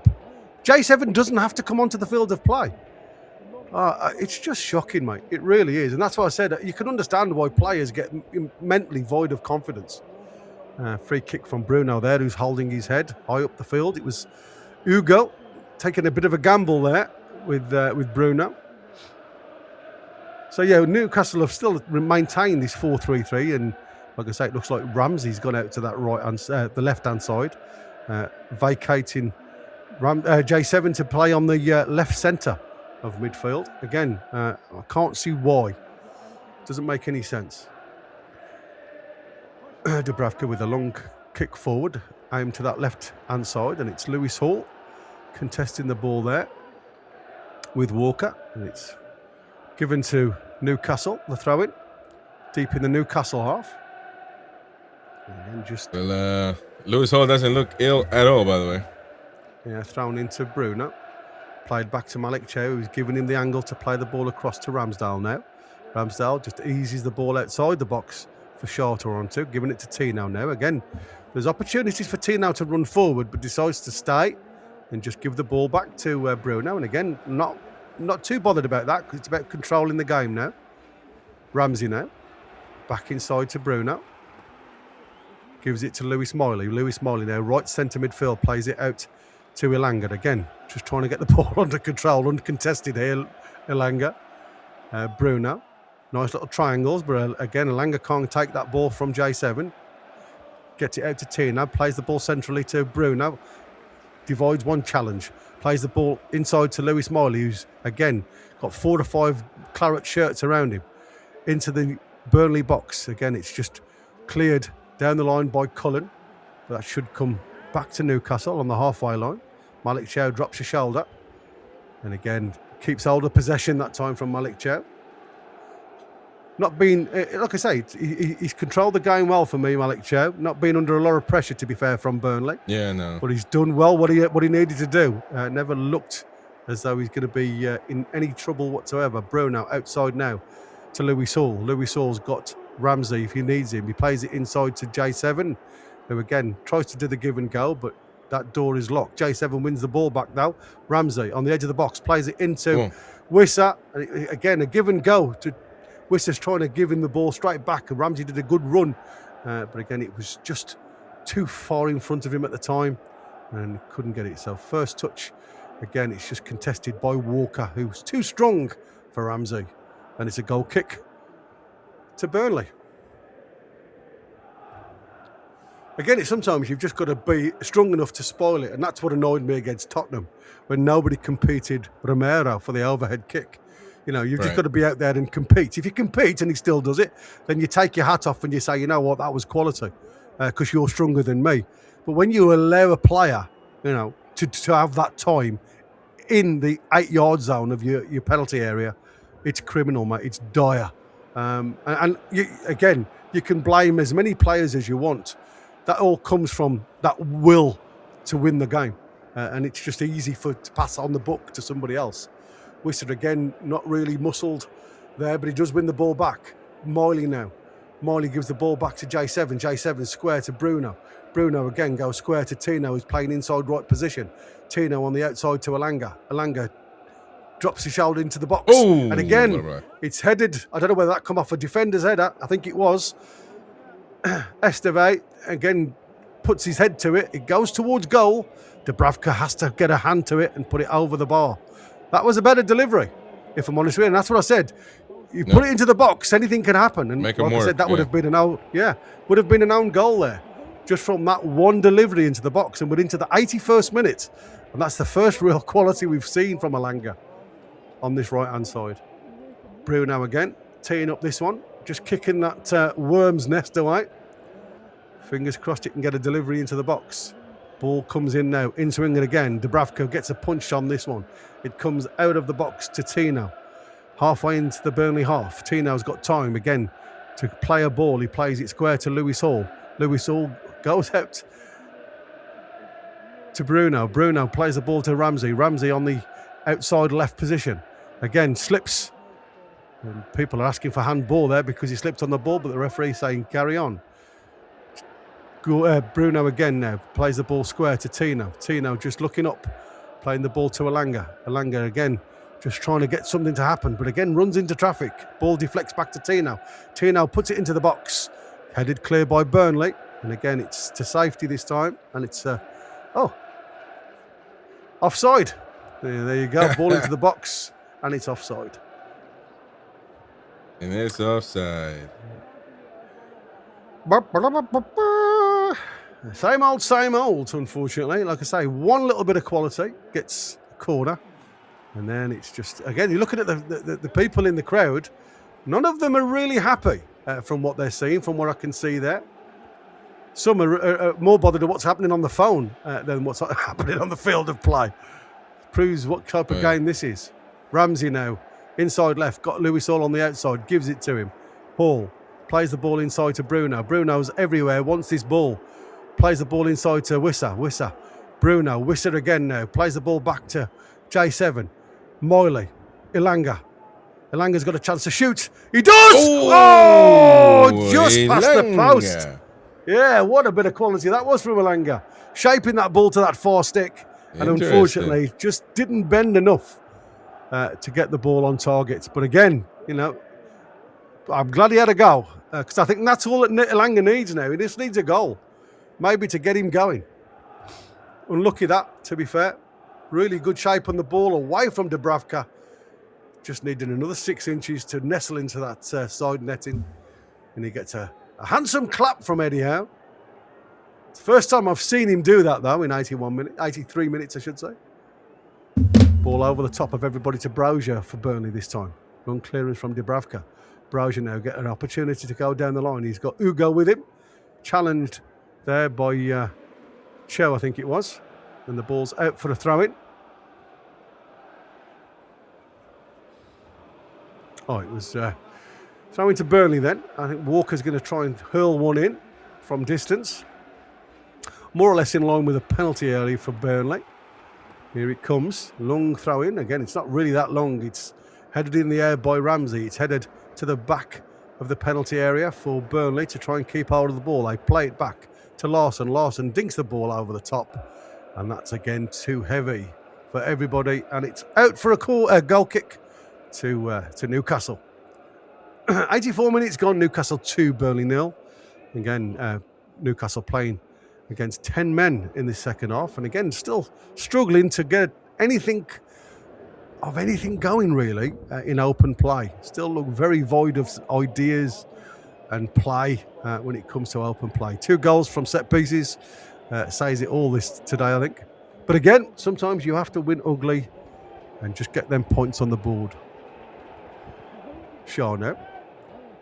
Tino. Oh. Bit of a dodgy ball to Bruno again from Tino. And Bruno manages to get a hold of it. Lewis Hall now. Again, Chow just playing the ball along the back line, just trying to draw bodies from Burnley into them. Miley manages to get that. Miley definitely looks a lot quicker, though, than when he first came back from injury. It was lethargic. Now he's looking a lot quicker. Yeah, and like I say, for me, he's probably been one of our better players this season, which it speaks a lot, doesn't it?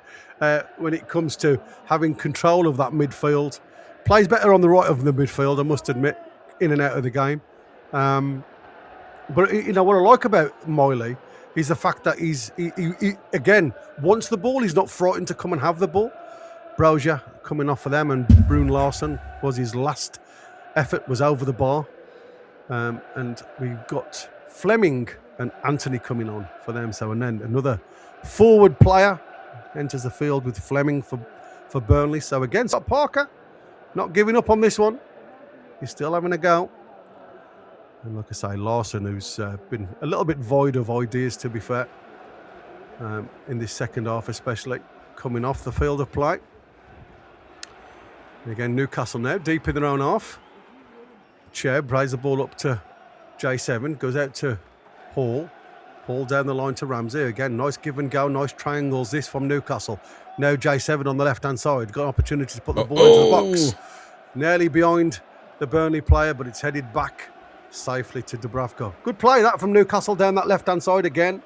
Like I say, that seems to be the dominant area of play and the most positive. And again, the lads linked up really well there.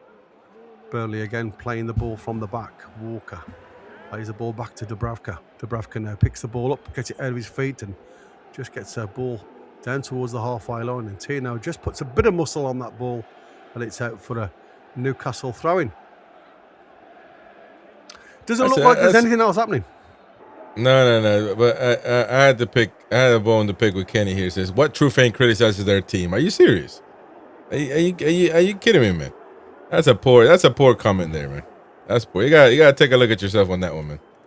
Okay, so what are you on about? Let's throw that one a curveball then. What true fan accepts anything?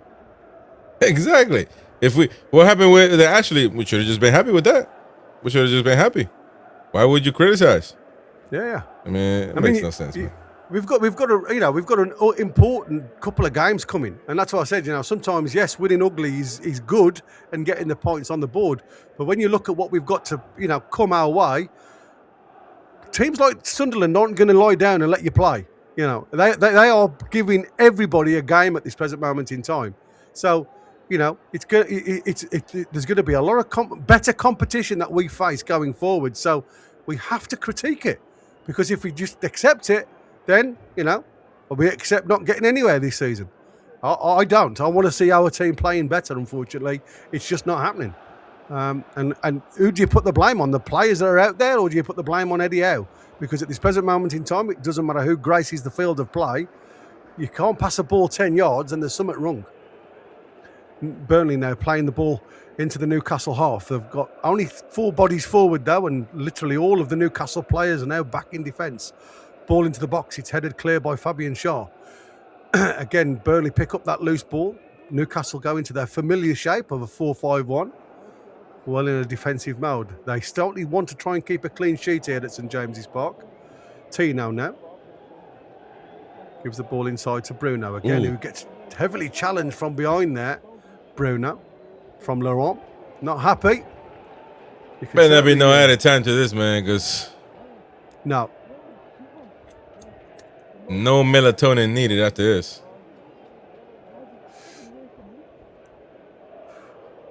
Yeah, he comes straight through the side of Bruno there, Laurent. Not pleased with that one. And the referee adding his name to his notebook. And Bruno still having a word with the referee. Yeah.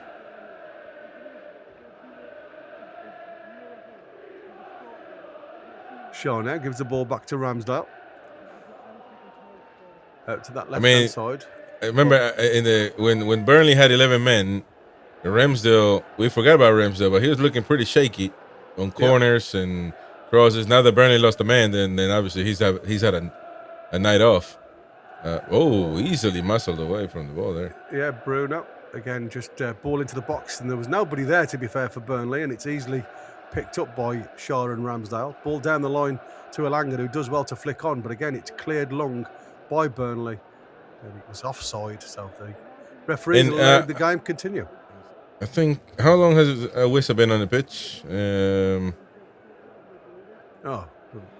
About 20 minutes or so, something like that. Yeah, say 20 minutes. Yeah. Say 20 minutes. The clear proof evidence that no matter if you have R9, Van Basten, who else we got out there in the world of football? Raul, whoever you want to have up there. It don't matter, man. If you don't give him the ball, if you don't feed him the ball to score, put him in scoring positions, nothing's going to happen. So with Wissa on, with Voltamato, with Isaac on, it doesn't matter. You have to create. And unfortunately, this team doesn't have enough to create. I don't know why or how. That's the problem. So that's the problem. Yeah. It is. Like I say, it has been wasteful at times because they've got themselves into really good opportunities to get the ball into the box for the likes of Voltamato to get on the end of. Burnley get a corner here, deep into injury time now. 3 minutes to go, and the ball. It's into the box as a shot. Oh, he snatched at that one. They're all shouting for handball here, Burnley. I think it was Worrell who eventually got the shot away. Yeah, it was fired in towards the box, and it seems to cannon off Ramsey, but it didn't look like his arm was anywhere outside or extended outside his body line. So I don't even think they're looking at this. And then Worrell gets a shot from around about 16 yards. That was just wide of target. It's like, I say just wide. I mean, I'm making it sound good. Like I say, it wasn't anywhere near. And again, the focus is on the referee for some unknown reason. So again, I don't know whether they're looking at this. Might be looking at it. Oh, handball. Because Ramsey does this. Ramsey does this. His arm's just away from his body a little bit, isn't it? This could be handball. He does that. Yeah, he purposely puts it up, man. Look at it. I think. Look at it. Yeah, handball. Oh, yeah, it's handball. Handball all day. Penalty to Burnley. There you go. Man, what a waste. Yeah, this is going to be a handball. Yeah, see, looking at it in slow motion there, it looks a lot worse than when I first saw it, because it looked like he just turned his body and his arm was close to his side. But now I've looked at it like the referee has. It's got to be handball. Penalty.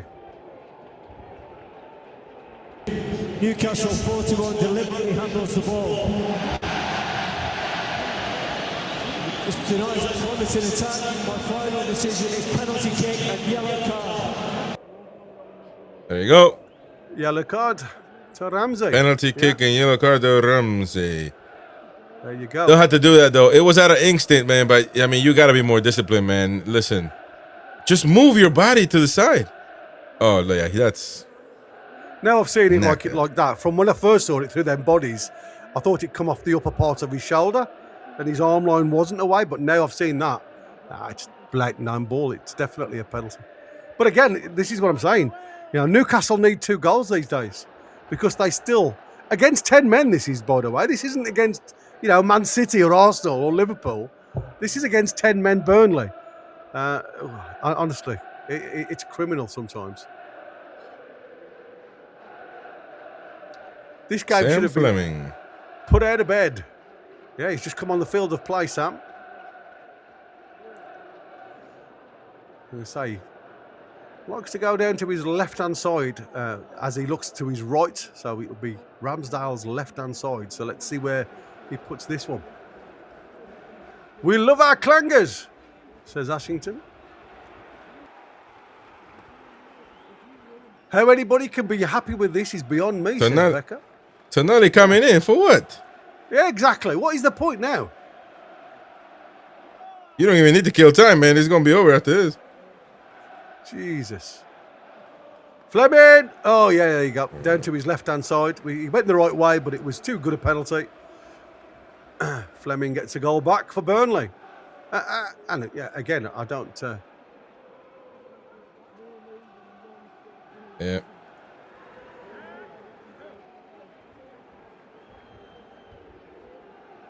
Wow. Good penalty. Again, unlucky. Ramsdale went the right way, but it was just too much pace on that ball. So 2-1 now, like I say. Again, Sapper Ord, not a happy clapper, but you guys sound like NUFC Moan TV. How can you be happy with this, lad? Yeah, I mean, it makes no sense. Listen, I don't understand what you guys watch. This is all a reaction, a raw reaction. We're not. We're a mirror of the match tonight. We're not trying to impose anything. It's just literally natural reaction. Yeah, Ramsey's off for Tonali. I mean, we're 95 minutes, guys. Seriously. That goes all the way back to Ramsdale, who goes long. Again, we're 2 minutes over what we had, but we had that small stoppage. So Burnley now just want to try and get the ball as quick as they can back to the Newcastle half. And again, it's a poor ball from Burnley, but J7 picks the ball up, gives it to Lewis Hall. Lewis Hall plays the ball into the channels for Newcastle to win with Tonali. And again, it's easy for Tonali to try and get that, but there was a challenge on Walker that the referee says there's a free kick to Burnley now, which, again, just go long. Burnley, again, now wanting that ball back into the Newcastle half. Headed, cleared onto the halfway line. Tonali gets an opportunity to get the ball over the top of Walker. He does. Get it on that left-hand side. Tonali doing what Tonali does best, managing the game out on that left-hand corner flag.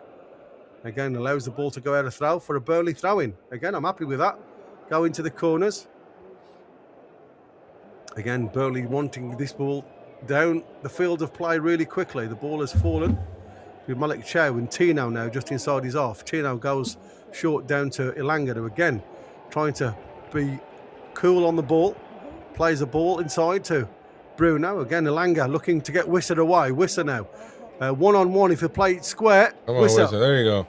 Oh, dinks the ball to the back stick, but to nobody in particular. Elanga can pick this ball up and he plays it back. Referee looks at his watch. Bruno now. Got a bit of space to have a go, Bruno, if he wants to. Oh, he gets too close to the player before the shot and it's blocked and out for a throw into Newcastle.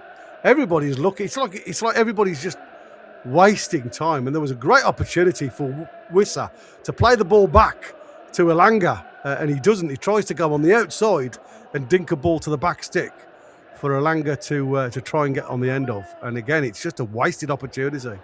Try for the harder technique rather than the easier, if I'm honest. And again, it's a free kick from Fabian Schär on this lad. It's come on, Fleming. Again, Burnley are in a hurry to get this ball forward, and Dubravka comes long for this ball just inside the Burnley half here to try and get the ball deep into the Newcastle half to put a little bit more pressure on Newcastle. Everybody's on the feet now because they're all waiting for that whistle to be blown. Dubravka goes long. Ball high in the air on the edge of the box. He's headed clear, but only half clear by Chow. It's fallen to a claret shirt. It's in the box. Oh, Lord, there's three players at the back of the stick there. What are you doing? What are you doing, lads? I mean, even Eddie Howe had his hand. Had his hands on his head. Did you see Eddie Howe? Did you see Eddie Howe? Like, that was unbelievable. It's full time now. It's full time. Yeah, we are, honest to God. Look at these players on the back stick here. We all ball watch. We all, look at them. 4 players go to the ball there and leave three Burnley players at the back stick free. Luckily, it wasn't a good ball. If you're a happy clapper, you need to look at Eddie Howe's reaction because he almost sacked himself. After that one. Man. That was unbelievable. Look at Eddie Howe's face, man. Look, you talk about we are Moan FC or Moan TV. Look at Eddie Howe. Look at Eddie Howe's face, man. He is well and truly knackered after that performance. And it's shocking, man. It's shocking. Okay, now. I tell you that was one of those moments. You know, when we look, you had an opportunity for Wissa to play Elanga in along the floor. You know, he's in front of goal, and Wissa decides to go to the byline and then play a delicate ball, which is then too far for Wissa. And these are these small margins that we talk about, where you play football in its simple method, right? And that's just to get in goal, and you've got 2-on-1. And we still play the wrong ball. And then we get to the other end where we start to panic. And then we all go to the ball. There's 4 Newcastle shirts looking for the ball and leave 3 Burnley players at the back stick. Mate, that is absolutely incredible. It's incredible. It's incredible. We're going to do the instant match reaction right now. Join us. You'll be able to call in and have your say. For that with me, Win. And Gary, you want to come on? You can come on for a second. Or for a second, for the whole show actually, and we'll do the show, and you can call in, have your say, phone in, and have your opinion out there, if whatever you want to say. So join us now. Thank you very much to everyone that's tuning in. We'll see you in the instant match reaction right now. It should be redirected.